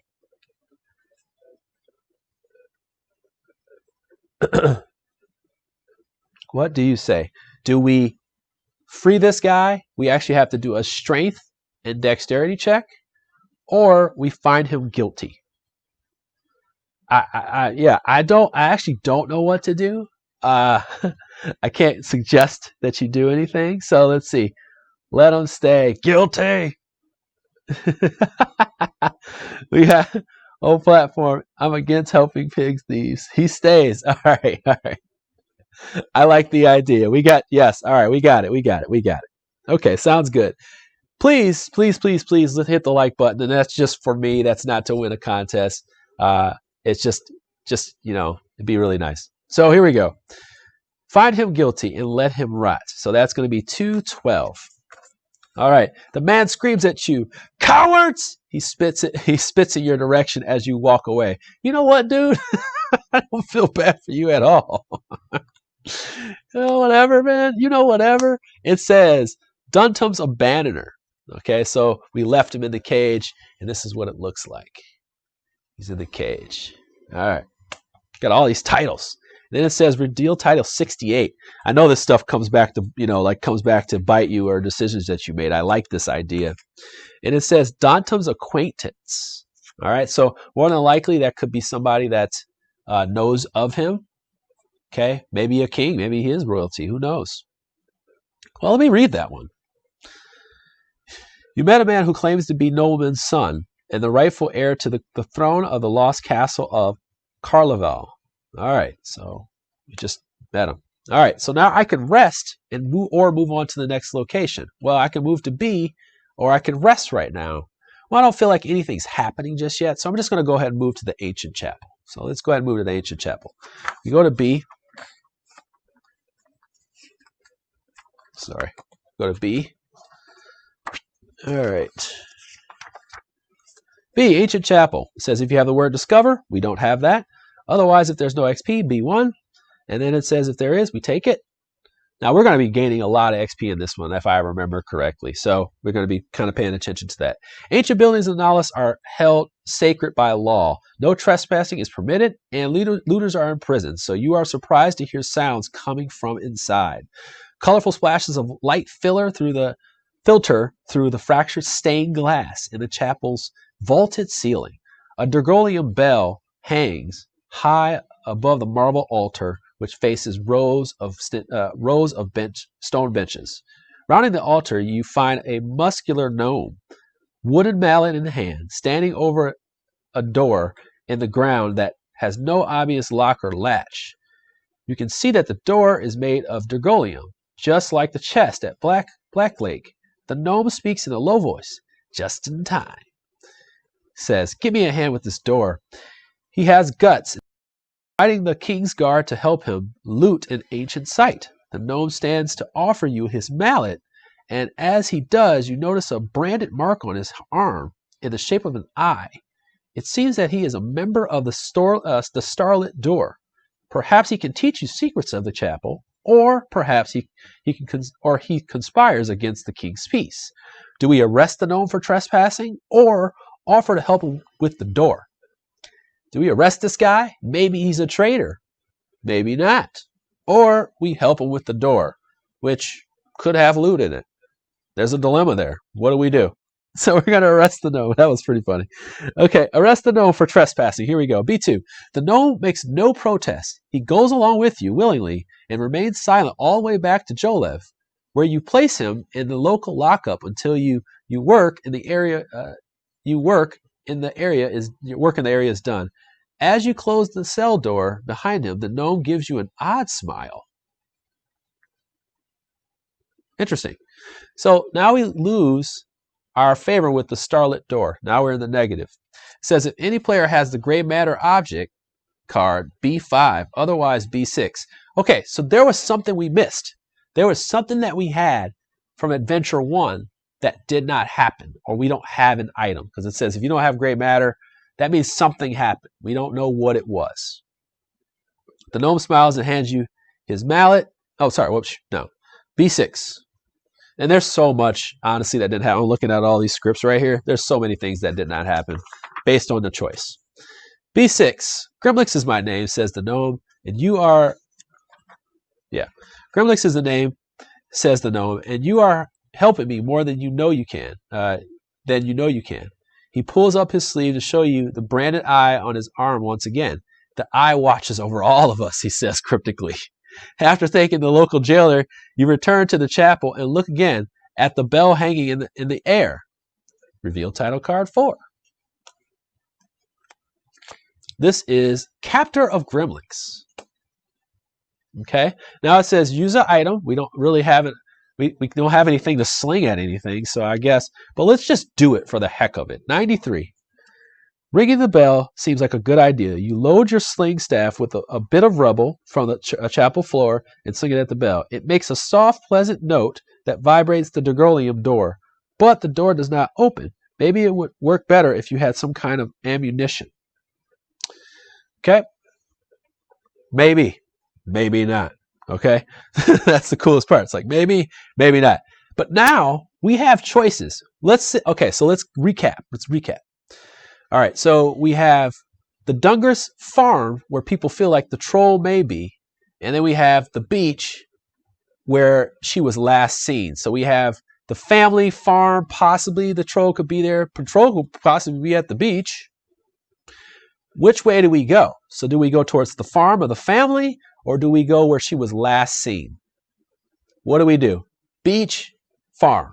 All right, do we go east or do we go west? All right. Adventure 2, number 1. You hear a horrible squeal and run to discover a pig lying in a ravine. It must have fallen and broken a leg. It writhes in pain and fear. The pig is pink with dark spots, one of which resembles a black swan. Okay, here we go. You cannot see the whole ravine clearly from where you stand because of a rock overhang that obscures most of the ravine. You hear a rustling sound coming from beneath. It says, see if you can help the pig or investigate the overhang. And when we investigate the overhang, it's dexterity and constitution, which we have some decent. We have 2, and then we have this constitution here. We have 1. So we could pull together 3 dice. I'm going to rest afterwards. Or it says, see if we can save the pig, which has this fist, which means like fight. What do you say? Fight. Check out the overhang. This sounds like bacon to me. Oh my gosh, you guys are great in the chat. Is that Mike? Oh my goodness. Eat the pig to regain health. That's a good choice. I like what you're saying. Now this pig, it says this pig has dark spots. It didn't say like it was, I don't know. When it says dark spots, that kind of worries me. Like poison or something. I don't know. Like I feel that. That's what I feel. Also, we need the pig to help apologize to the noble. We could, yeah, it could lead to the noble. Oh my God, you guys are divided. Let's see. Bacon. 1, 2, 3. It's literally tied. It's, oh wow. Okay, one more vote. One more vote. One more vote. You are the swinger. You are the swing vote. Bacon. Oh, 1, 1, 2, 1, 2, 2. Whoa, overhang. Whoa. All right, I'm going to go with the overhang. Here we go. I'm going to go with the overhang. We're kind of on the fence here. 2-6. I don't want to hold up everybody here. As you approach the overhang, you notice the. Oops, sorry. Yeah. As you approach the overhang, you notice the pincer of a giant scorpion. It must have stung the pig as bait, hoping to catch a farmer in its trap. You duck behind a rock and wait. And it says, in time, the creature will need to sting its bait again. If you remain hidden, you can take the scorpion by surprise. I'm going to do what's called a conceal check. All right, so we're going to go to the conceal. Concealment 1. All right, so let's go ahead and bring everybody in here. All right, so now we have a concealment 1. Looks like we need black die. We need green and black. All right, so we got green and black galore. Well, what we're going to do, we're using all of them. Let's just do that. We got 2 black and a green. We're doing all of them. Let's not even fret. We're going to try to win. We're going to try to win as is. That's Sling the Pig, man. You almost made me like lose it. I almost that was absolutely ridiculous, but I loved it. Okay, so here we go. Whoa, slinging dice. I have so many dice on this table right now. I got dice over here in the corner. I was so worried about crossing the streams of dice. All right, one more die comes out. That is a purple die. Probably not going to do much for us, but we shall see. You never know. Come on, give me some regular numbers. Give me the numbers. Okay, all 5s, not all the numbers. Okay, so so now that we have that, we do have one of the numbers we have, but we don't really have everything we need here. So what we're going to do is just kind of see what we can manipulate and pull off here. I'm just going to have those cards there. I'm going to put these other ones right here. We're just going to make sure we have as many cards available to somewhat see as possible for you. And now we could play a card that actually would add a green die. I think I'm going to do that right out the gate, just so I can possibly get a better number. Although, like, I can take this green and put it right here, and that'd be good to go. I do have this card where I can re-roll a die. And I do have this card where okay, so I do have some things that I could do. But I think I'm going to bring out another green. I'm going to play this one first. Okay, this one's called Protection. I'm going to bring out another green. I'm going to roll it. Come on, low, baby. Yeah, all right, boom. How about that? How about them apples there, bud? All right. sorry. How about them apples? Not sorry anymore. Not sorry anymore at all. So I have that one. So that was beautiful. So now it comes down to, how do I get this down to a 3? I'm going to show you. So what I'll do is I have a card called the Ancient Spear. This Ancient Spear card allows me to take a black or a blue and reduce it by 1. So I'm going to this black die, reduce it by 1. All right, that's 2 cards I can play. I can only play a total of 4. And by the way, both of these cards go to the spent area, which means they're better cards than normal. And they're spent until I heal. All right, so now,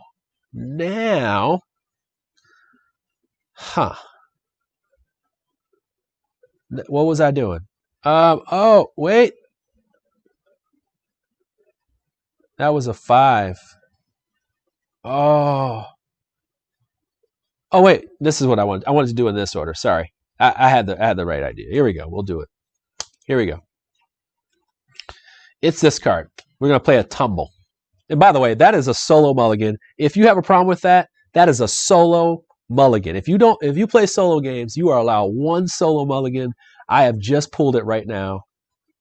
Don't do it. Just don't do it. Leave me alone. Okay? Solo mulligan. Okay. Here we go. I usually just say solo mulligan, but okay.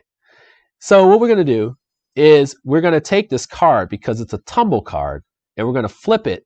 It says we can flip a 5 or a 3. So I'm going to flip this 5, which becomes a what? It becomes a 2. Boom. I play this card, the discard pile. And then now I'll play my Ancient Spear, which will lift it up 1. So now it goes to a 3. And there we go. Boom. And I played 3 cards, not 4. And I'm good to go. Under my limit, we have passed. Okay. All these cards will come back into my hand except the 2 spent cards that I have. These covered both of these, so I get 2 XP. You know, as a matter, see, I had that solo mulligan in my heart, and I didn't get a chance to do it. That's okay. I was going to do solo mulligan part 2. So we passed the check. That's kind of how that works. If you weren't here for the first one, that's kind of how it goes. I'm going to pull everybody back out here. We'll put this in here like that. Good to go. Okay. So we did pass the check. It says pass. You put the creature down. Okay. So you take the, let's see, sorry. Is that it? Yep. Okay. So it says you put the creature down. So we go to 223.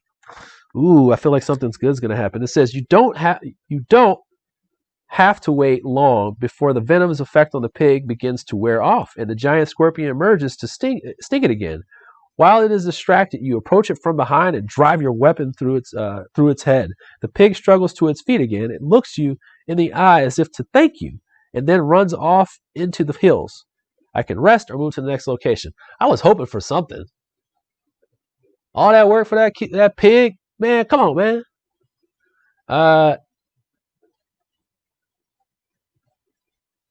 Let's see. So we're going to go off to the beach, I guess. We're going to the beach. All right. Where did you grow up? We are at this location. We're going to rest before we go to another location because it says we can rest. How do we rest? Once again, you spend 1 or more of your XP. So you spend 1, and that's how many dice you can roll. So I'm going to roll this die. Come on, big roll. Okay, so we lose 4 of our fatigue, which is great. We want that stamina back. All right, so we get a 4 back, but now we fill back up to our most. And the reason why I'm separating it is because I want you to know that it goes away and then it comes back. So, all right. Now we got some stats, bro. We got stats. Whoops. We got stats. Boom. All right, cool. All right, and we do get our spent cards back. Okay, so there are cards that are more powerful, and there's also skills that you have that you can use. Get you back out. Okay, there are skills that you have that you can use, and they will get spent. And what happens is they don't come back. They don't refresh back to your hand right away. You have to rest in order to do that. Let me get my phone out the way, and then we move on to the beach. All right, so we get to the beach. And I'm going to try to dance around some things here. So bear with me if you're like, what is he doing? I'm like, I'm trying to dance around some stuff. Let's see. See if I remember if I can how to dance around these ones here. Hold on a second. All right. Beach. Beach is C? C. Yeah. Okay. All right. Do I have XP on this one here? I do have XP. So I'm going to take the location XP. So basically 1 for 1. Hopefully we don't have to do too much. It says if I have lost, bruise, or blood, I do not have them. I'm going to continue reading. Here we go. A small fire burns on the beach, but there is no one in sight. You find no sign of the giant troll and no sign of Esther, the missing Dungrass girl. Suddenly you hear rough voices belting out a ballad of the Dragul invasion. Following the song to its source, you uncover 2 stinking, drunken halflings lying in the damp sand beneath an overturned rowboat. They must be fishers by trade, for they smell equally of drink and of the sea. Hey, don't you know there's a troll about? One yells, then he whispers, you ought to be less conspicuous. At which both halflings burst out into laughter. They seem to be enjoying themselves, but they are also vulnerable here. It isn't safe to be intoxicated where the Dragul stalk the beach. As a king's guard, you have some duty to intervene. Then again, the beach appears empty.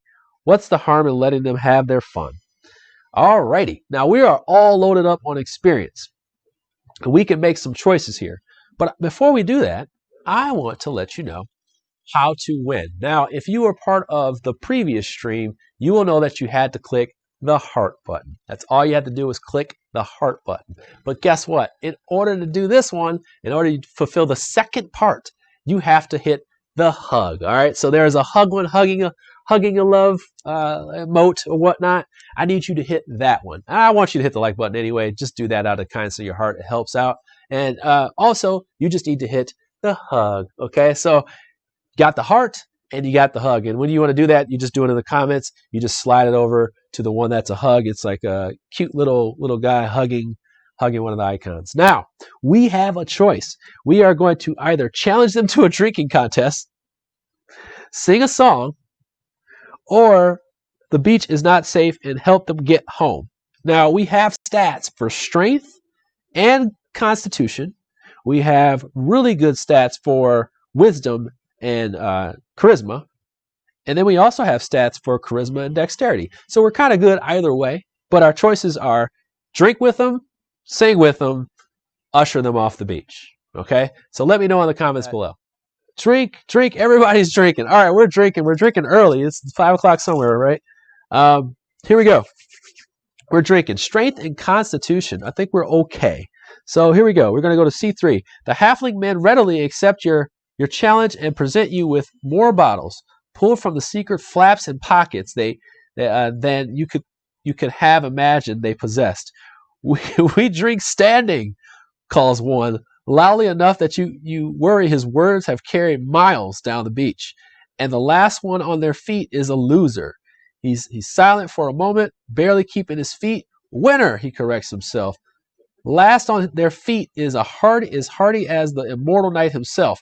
Bottoms up. We do an endurance challenge. Here we go, endurance. And I know these get harder, so I'm a little worried here. This is endurance 1, though, so thank God. But I know they're about to get harder. I'm a little worried here. Okay. All right, so endurance. We have, it's going to be our strength and our constitution. And this, like I said, these are very simple until we get to this one right here. And I'm a little worried about this one right here. So here we go. I'm going to worry when we get to these 2s because I know the 2s are coming. Okay, so I'm going to go ahead do the same thing. I'm going to use 1 of my red this time, and I'm going to use 1 of my green. And I'm going to hope to God that I get the ones that I need here. Red and a green. Red and a green. I dig in here. 1 black. Every color in the rainbow, but not the one I need. Here we go. All right, so we have no low numbers. All right, that's not good at all. Let's see. So now, and that's okay though. Just because they're not low doesn't mean they're not gonna work. It doesn't mean they're not gonna work for us. So those go in the fatigue bin here. All right, so now all we can do, and I'm going to play this card straight out the gate to get us another green die. See if we can work something out here. Make it low. All right, I can deal with low. Let's see. So we actually don't have a ton that's going to help us. We can't. Yeah. Oh. Ooh. This really hurts.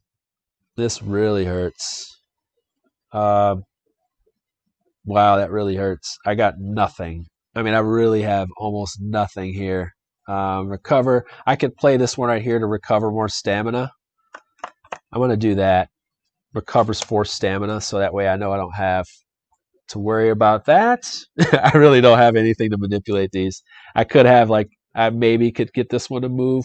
But this is a whole bunch of junk from what I have. So I have utterly failed this one here. We're going to get real drunk. Here we go. We're about to get real drunk. All right, here we go. It's okay. We're about to get real drunk. All right, so that really sucked. It says you are outmatched. Here we go.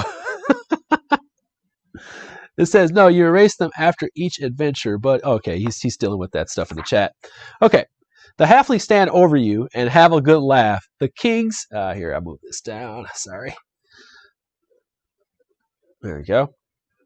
The halflings stand over you and have a good laugh. The king's guard can't keep their feet, they say. Better call King Taron to round them up. Your head spins and you worry that you might be sick. Seeing your dismay, the halflings change their tone. Oh, cheer up, one says, and he hands you a map. Look, this will get you to Longtooth Island, he tells you. We were out there today and saw shiny things floating in the air. Take a boat if you like. The King's Guard should investigate. Your head will clear in a bit. You inquire about the troll and the missing Dungrass girl, but the fishers say they haven't seen her either. But to be fair, one says, we've been under the boat most of the day. So they've just been basically just drunk most of the day. All right, so it says discover card 2, which is a new location. All right, so there we go. New location. And guess what? New locations open up. I'll be honest, like, I think this is so cool. Let me bring you in a little bit. So it like adds to the route, and then you discover more stuff. I just think that's so cool. Anyway, all right. So we get that. It says place 1 XP on it. Now I could use an item. I have a sling. I don't have anything to sling yet, so I'm just going to leave that be. I could rest, but I didn't really use that much, so I'm just going to go ahead and rock with it. So here we go. Do we go to the Tooth Island right away, or do we go back on the path to the farm? I'm going to leave that choice. I'm going to go ahead and make the choice to just kind of move the things along. So what I'm going to do is I'm going to move to Longtooth Island. All right. So Longtooth Island. Okay, so that's E. Longtooth Island, it says if you have the word muck, you read a different thing. If there's no XP there, we have something else. Otherwise, we take the XP. All right. It says the halfling's boat is small but sturdy. You row your way out to the sandy island, topped with a bit of grass and a few palm trees. There is a strange stillness here. No gulls hover overhead. No crabs scuttle across the beach. Even the wind seems to still as you step onto the shore. And at the island's center, a shiny ball of elvish silver floats in midair. I'm going to grab the ball. So it says, grab the ball. E3. Reaching for the floating ball of elvish silver, you find something thick surrounding it. Thick enough to stop your hand before it reaches the prize. You try to push forward, but the strange substance surrounding the ball grips heavily around your arm and begins to squeeze, pulling you inward and sucking away your weapons. Okay, so it's kind of like you're kind of pulling away. We'll let you pull away. Reveal ooze enemy card. Enemy ooze. All right, ooze, ooze, ooze. That's my sound for ooze. Ooze, ooze, ooze. All right, here we go.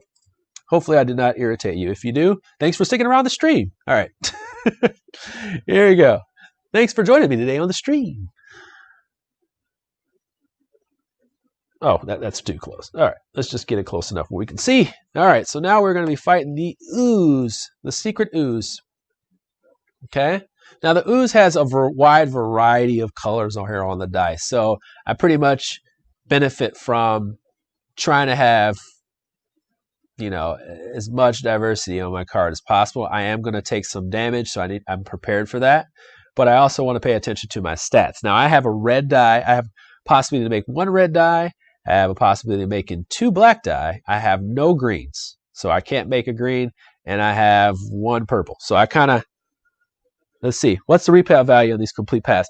They're very valuable because you have different choices, and also you may not even touch any of these markers at all. So you may play, let's say you play it like this, you may not even touch these markers over here because you may not even go over here.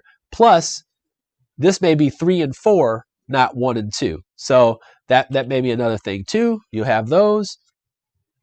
You also may not discover what you think you're going to discover. So it's very important that you know that, like, I completed a mission and I realized I didn't discover something.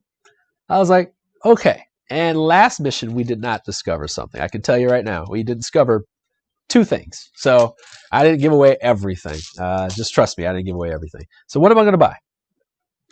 I'm definitely going to I'm just definitely going to go all in here with the 2 black. I'm going to do that. 2 black. I am going to at least do that. And I'm going to go with 1 purple because I just don't have purple. So like whatever. I'm going to go ahead and do that. 2 black and 1 purple. And that's my combat dice for the round. So I'm going to go ahead and roll these. All right, so we have 1s and 2s and 4s. We would love that purple to be a 1. That's not working out well for us there, sir. All right. So we got less cards because we haven't rested. Okay? We've got less cards. And we don't really have the best options. So here we go. We really don't. Black die. We can't play this card right here. This is a spent card. Okay? We do that, we raise this number by 1. So that gets us our black 3. We have we don't have much. We don't have much. We do have any die can become a purple. Okay, so maybe. No, we don't have maybes right now. Let's see. Let's have our purple die re-roll here. Or we roll our black die. Oh boy. We are super stuck. Do we just re-roll our black die? Let's see if we can do it. Let's see. We will roll our black die. Yeah. Let's re-roll our black die. Uh-oh. We may have some issue here. Let's see. So the black die becomes a 3. We might have an issue here. So we have black die becomes a 3. That's not going to work either. If I... Oh, this is going to hurt. This is going to hurt.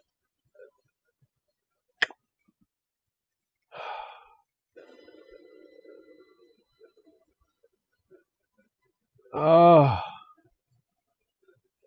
we might lose. Let's see. Can I change? Oh, I can't change any. Oh, I can't change this. Oh. Can I afford a... Oh, gosh. Huh. I can... Where did my change any die color card go to? Yes. Okay. That would have been nice. But I don't have anything that really can do what I want it to do, unfortunately. All right, so I'm going to have to take some wounds. Here we go. Ooh, that's tough. Ooh, that's tough. That hurts. Okay, so I'm going to take 2, 3, 5, 6. So I'm going to take 6 damage. That's 10 right there. Oh, that's brutal. All right, and I'm also going to lose 1 XP here. I probably should have rested when I went over there. Now I'm hurting. I'm hurting. I should have rested. Here we go. I'm going to dive right back in here, and we gotta hope we survive. So I'm gonna do this 1 red die, and this is all the stats I have. I mean, I gotta really hope for some good pulls here. We're hoping for a black. We got a black. We're hoping for a green or a purple. Come on. Come on. Oh, we got a blue. Okay, here we go. We gotta live with what we got. Here we go. Okay, so we have a 1. We need that red to happen.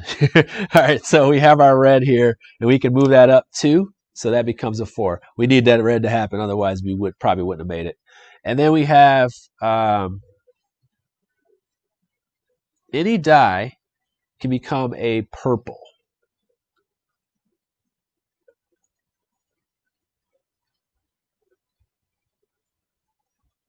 So I'm going to go here, or black.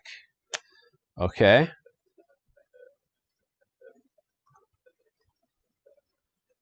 Oh, this hurts. All right. Well, I have the two biggest ones pinned down. This is the problem, though. I have to have a good pull next time, because now I'm still going to take 2 damage here, and then I'm going to take 1 more. So that's 3. I could literally get 16 and be dead here. So I have to. Actually, I'm not going to take any. I'm going to take 1 more damage, but I'll be hurt pretty bad. Here we go. This is bad. This is bad. Uh-oh.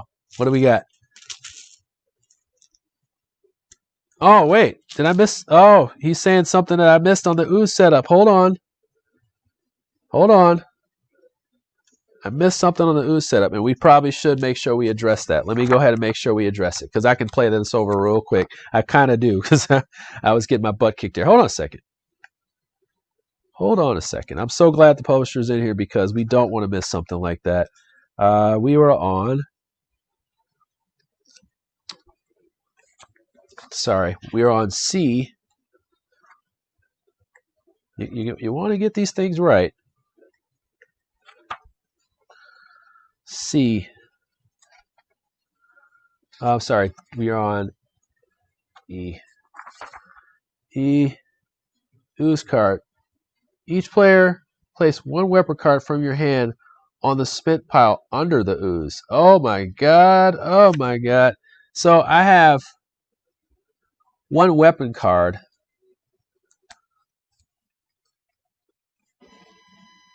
And it says 1 weapon card from your hand or spent pile under the ooze. Okay, so I'm supposed to put this under here.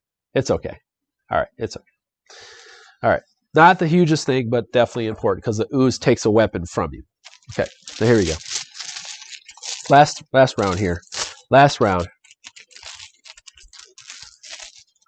Oh, now wait. Now I'm listening up here. Let's see here. Combat ooze 43. Place 1 weapon from your hand or spent pile. Okay, here we go. 1 more 3 here. So I get 3 dice out of here. 1. That's 1 we needed. 2. 3. Ooh, we got a green and a black here. Hold on a second. Hopefully we get a 5. Come on. We just need a 2 so we can flip it. We need something. Oh my god, we got a black 5. I cannot believe this. I cannot believe this. I forgot that I don't think we took a damage here. But we did take a damage between rounds there. Otherwise, I would have at least 11. Let's see. 5, 10, and then I had 13. I should have 14 there. Okay. But I did cover this. Yay. Okay, so I did win. And I say by the skin of my teeth. It seems like the publisher said that I messed up something, but we're here. We're still here. Okay? We're still here. We taking this guy out. It was tough. It was tight. And it was a luck of the die on that one. It was truly the luck of the die on that one. Truly the luck of the die. All right. Not sure if we get this back, but I'm assuming we do. It just goes back in our spent pile. All right. So we beat the ooze. And what does it say? All right, so it says you destroy it. E4. So I go on E4. You fight hard, but the ooze is powerful. Oh, wait, sorry, E4.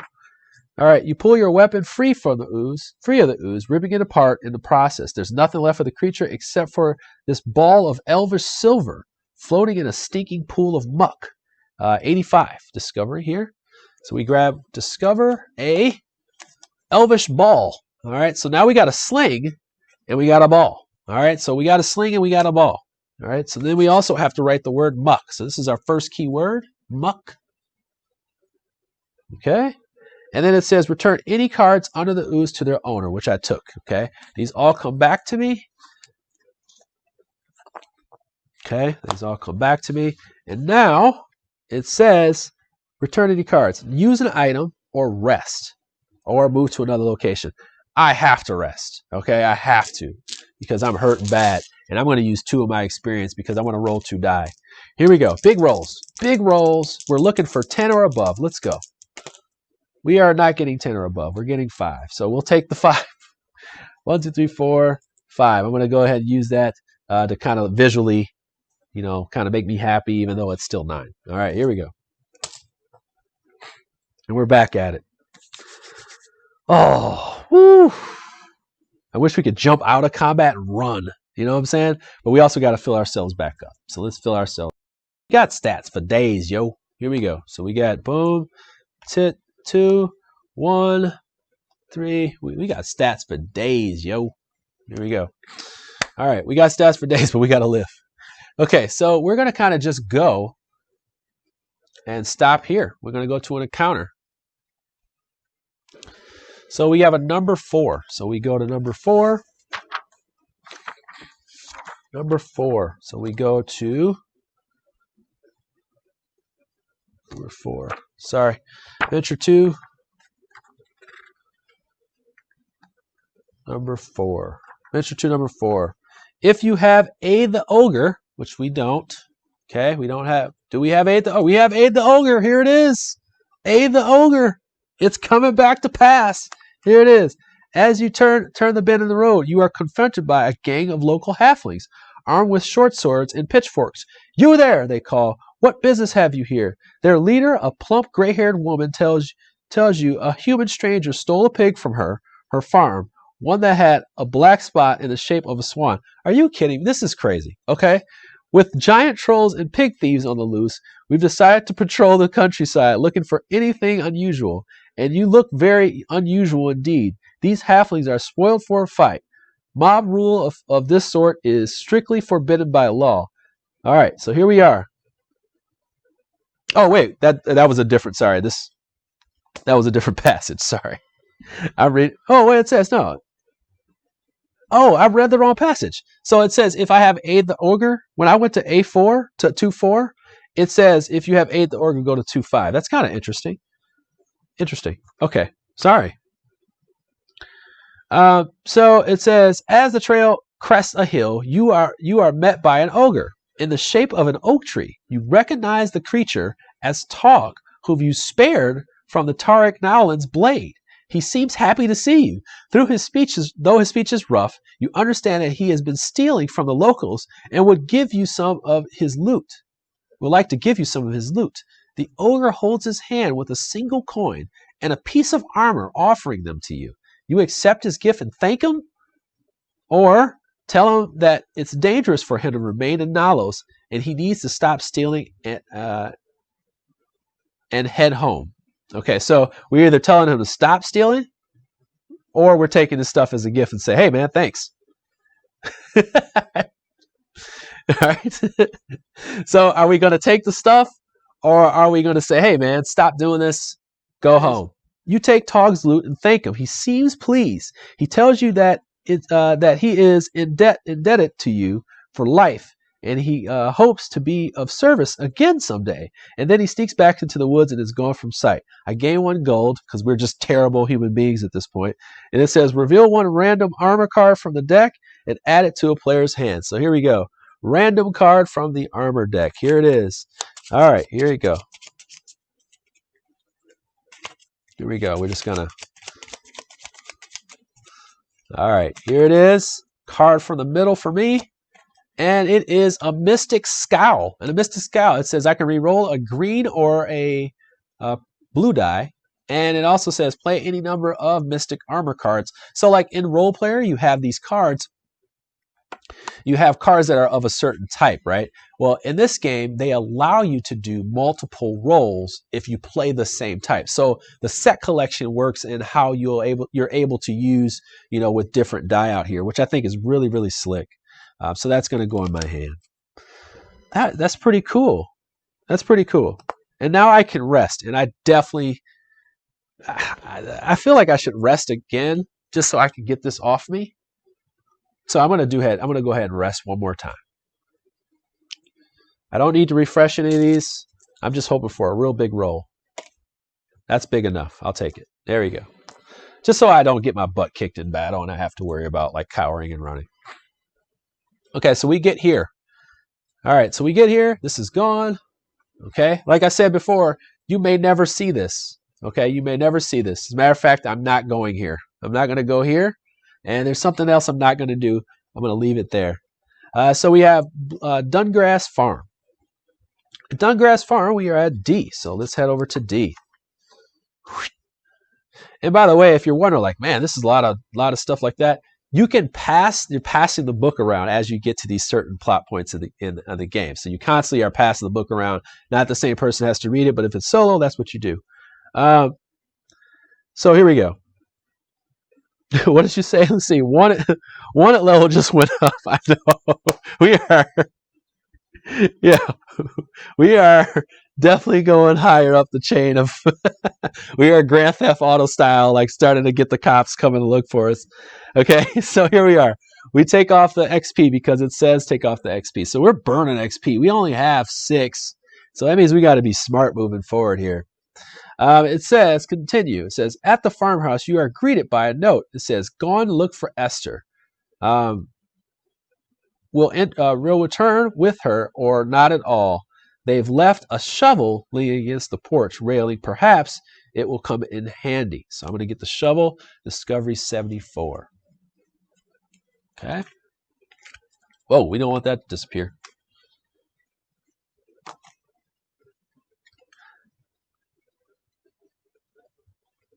Okay. All right, we don't want that to disappear. Okay.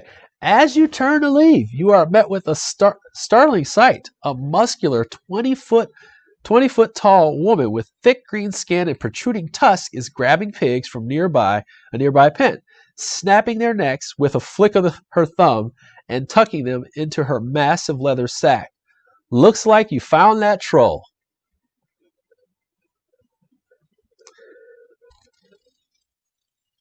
Hey, yo, we got the troll. All right, so here he is. Just want to make sure you one more time because we hit that hour mark. If you want to win, a possible pledge, you're going to go to the first one, the first chat, the first segment, chapter 1, and you're going to make sure you hit the heart button, just the heart.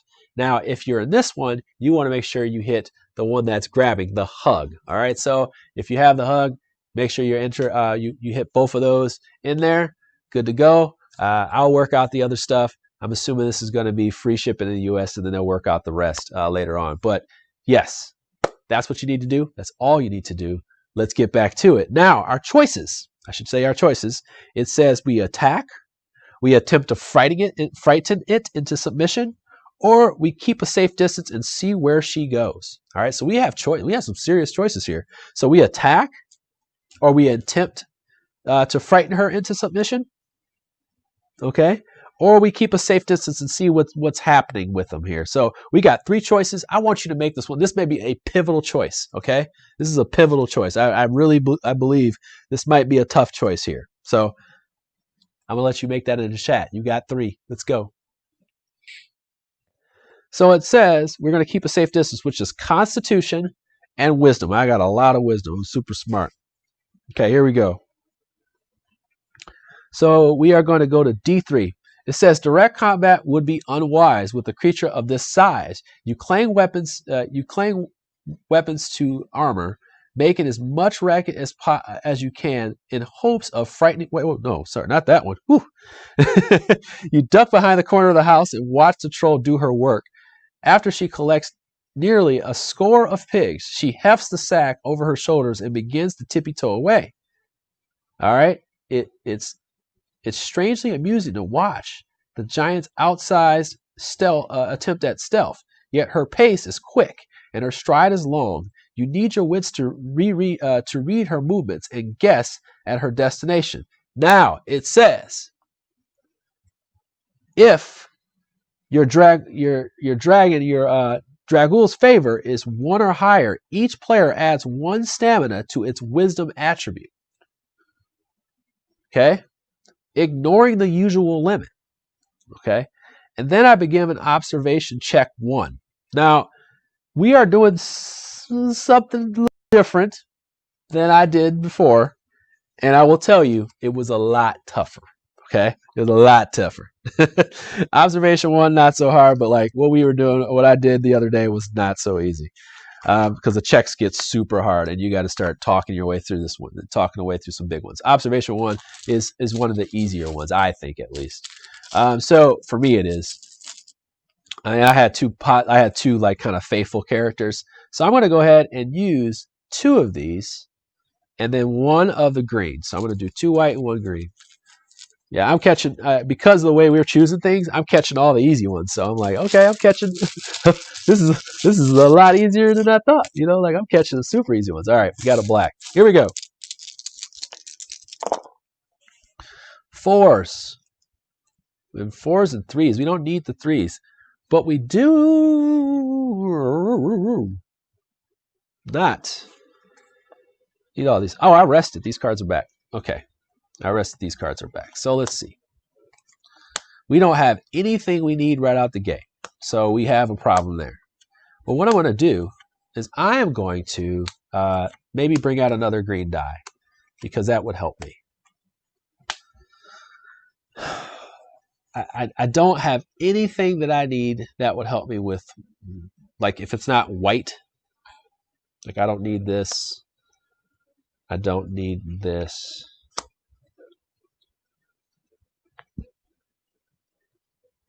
I could do +1 on the blue die I don't need. Like I'm just looking at the ones I just don't even need. This one I don't need. This one I could play just to get the stamina down, which I think I'm going to do. So that gives me 4 stamina. Takes away 4 stamina. So now it's going to take me down to 4. But I don't really have much in the way that will help me. So I'm going to go ahead and add a green die. Play that one. That didn't help at all. Okay. that didn't help much at all. But it did not help much at all. Let's see. We don't have anything that's going to help, huh? I'm going to fail this. And I thought it was going to be easy, huh? 4 becomes a 3. These are not going to help. I don't have any +1s for the white. I don't need a black at all. I can roll this one here. I can play this one, and it allows me to re-roll, to roll any number, re-roll this, one of these. So I'll re-roll this. And I got a 3 again. That nothing could happen there. I do have a 3 that I can re-roll. But I mean, I'm sorry, a 3 that I can flip. That's not going to do anything for me. This one right here, +1 and +2 to the white die. That's not going to do anything for me. So this is an utter fail. This is a big fail. Big fail. I was talking big trash about the observation, and I have failed, which is not good because who knows what's about to happen to me. Okay, let's see what it's about to happen to me, because that was a fail. That was a fail. Big fail. All right. That was just an absolute fail. All right, anyway. So if you were to pass this, it just says, you read her well and spy her hideout. You fail, it says, she loses you. D6. So she gets away. You don't know where she went to. The giant troll's strides are long and incredibly quick. She is gone. She is gone with her sack of pigs. Before you can gather enough of your wits about you to track her movements. She went east. This is all you know of her whereabouts now. Record lost. Okay.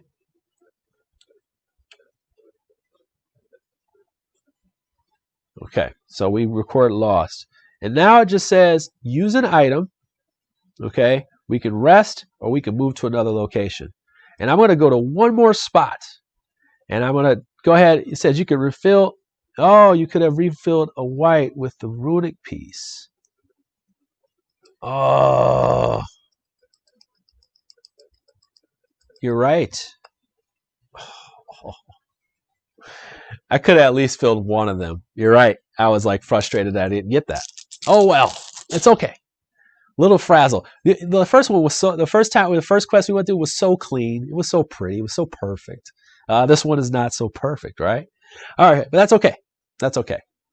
What we'll do is now we'll find another location. So we could go back over here to the beach, find out what these drunk dudes were doing because we didn't usher them away. We can go this way and go to another encounter. We can revisit the church.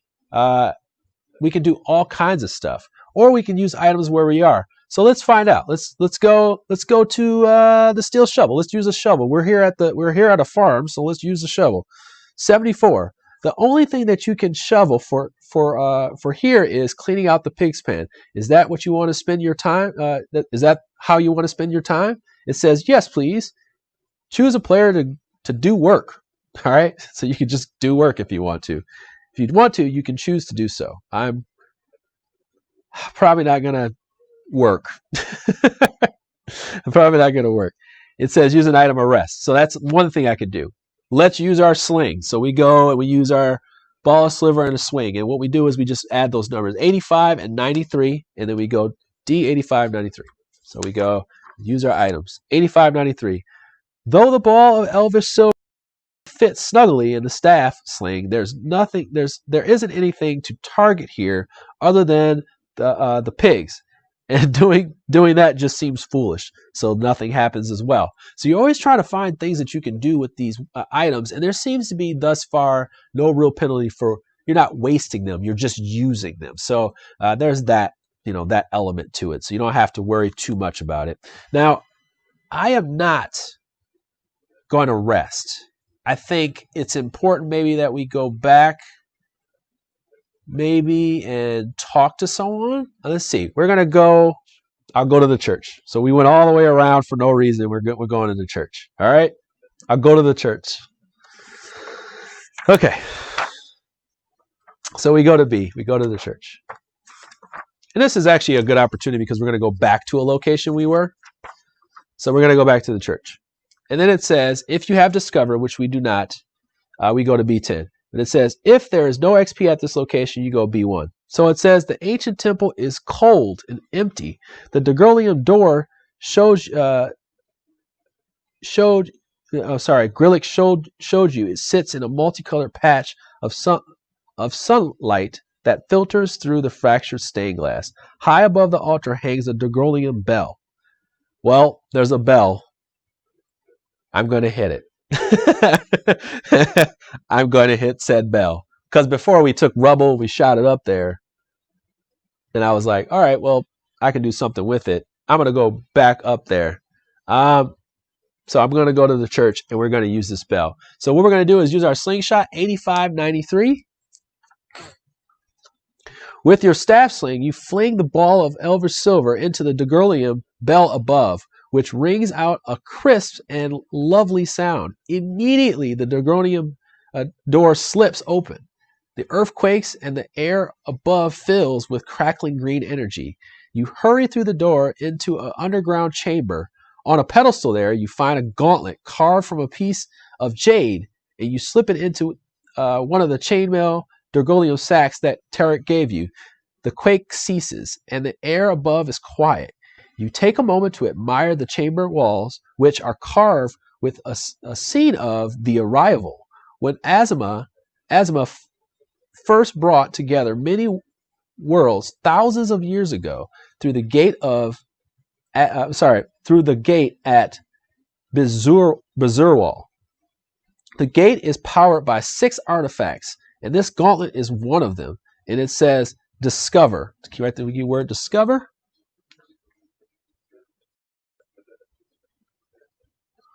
Okay, write the keyword discover, and then rare card 28. 28. Ooh, look at that. Jade gauntlets. Ooh, look at that. Dig it. Jade gauntlets. Look at that. And this is actually going to go into my hand. It's a rare card, but it's usable. It's an artifact, and it says change the value of any die to a 6. It's tight, bro. That's tight. It's tight. It's tight. Nice. All right. All right, so then we do that. Done deal. Now, for stupid reasons only, we're going to try to use the shovel. So we just use the shovel because we're there. B74 says the Dragonium door doesn't yield to your blade in the shovel, but it was worth a try. Okay. Now, there are some things that could go on. I could chase this troll down, but I think I'm not going to spoil this whole thing. I was thinking, I'm like, do I spoil this whole thing? No, all right, because there are backers and people who are kind of like want to learn about the game. I think I gave you about 2.5 hours of this game. I think I don't want to spoil it for all you people because hey, it's a premium product. It costs a good grip. You've got a really good idea of how the game plays and the kind of the flow of what's going on here. But basically, you're going around to these different locations and you're making choices based on what you want to do. You can use your stats. You can choose based on your stats, or you can just choose based on what fantasy you want to fulfill. You are, a character. You are a base model character. You can make it to whatever you want. They have so many of these different types of characters. You can also bring in your role player character, which I didn't show you today, but I'll just talk about it a little bit because these base boards, they have all the different cards in them for your different classes that you have in role player. So it's not like you're light on content here. You can bring it in. There's some things in the instructions that talk about how that works. You also have familiars in this game, so I'm assuming if you have the friends and familiars, there's going to be these hybrid dice in there, and I'm assuming in the game you'll get those as well. I put those in the pictures that you could see on the opening because I wanted you to recognize some of the things that you have in there. There are familiars in this game, so I don't necessarily... I have not played that expansion, but yeah, they have some in there, and they come with the hybrid dice. So you have your familiars as well. So you have that kind of stuff going on.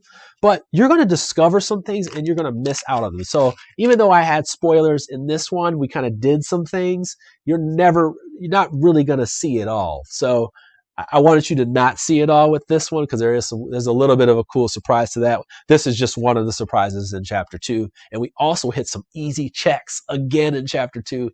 There's one, it's like might. This one here, this one would have been the other check that I did not get, which would have been worse. It's called might 2. And by the way, I love that picture of this frog. He just looks like so pissed. But I would have got might 2, which is this one right here, and that would have been super tough. Yeah, there's some ones in there that are super tough. You get the dice to help you out, but it's tough when you don't have the stats yet. You can't be powered up for it. So yeah, there's a lot going on in this game, but I hope to help you make an informed backing decision. The campaign sheet does a really good job of making sure you're able to save. I had no problem saving in this game. It's been really good. And yeah, if you have any questions, leave it in the comments below. Remember, you want to hit the heart button if you in the first video, and then you also want to hit the hug button in this video. And we'll work out all that shipping and stuff with the publisher, but as of right now, that's how you're going to win. Very, very, very low chance. So all you have to do, I'm going to pick these randomly. I go into a random number generator. If you fulfill both requirements, then guess what? You win. That's all there is to it. It's very, very, very easy. I would like to thank you so much for your time today. I'd like to thank Thunderworks Games for sponsoring this right here. It's really huge. They're fellow Wisconsinites, and it's really good that we can work together on this project. It's been a pleasure. This game, it's fun as hell. Like, it just absolutely is fun as hell. It's fun. It's adventurous. I love that adventure, the sense of adventure. And I feel like my choices matter. And even when they're just fun, I feel like I'm telling a tale. I'm living a tale. The writing is just very good. It keeps me in. It's not tedious reading. I'm very surprised by this. Let's just say that. I'm very surprised. And this has definitely got me paying attention to role player. I might even go back and get the first role player and start adding to it because this is something I don't own the other ones, and I really want to own this one. So this one is really fun. If you have any questions, like I said, leave them in the comments below, and take care. You guys have a wonderful day. That is Role Player Adventures. It's on Kickstarter right now. I think it's got about 15 days or so you got a lot of time to take a look at it. And we'll leave it there. All right, y'all. This will be edited on YouTube, by the way. I should say that. All right. Take care.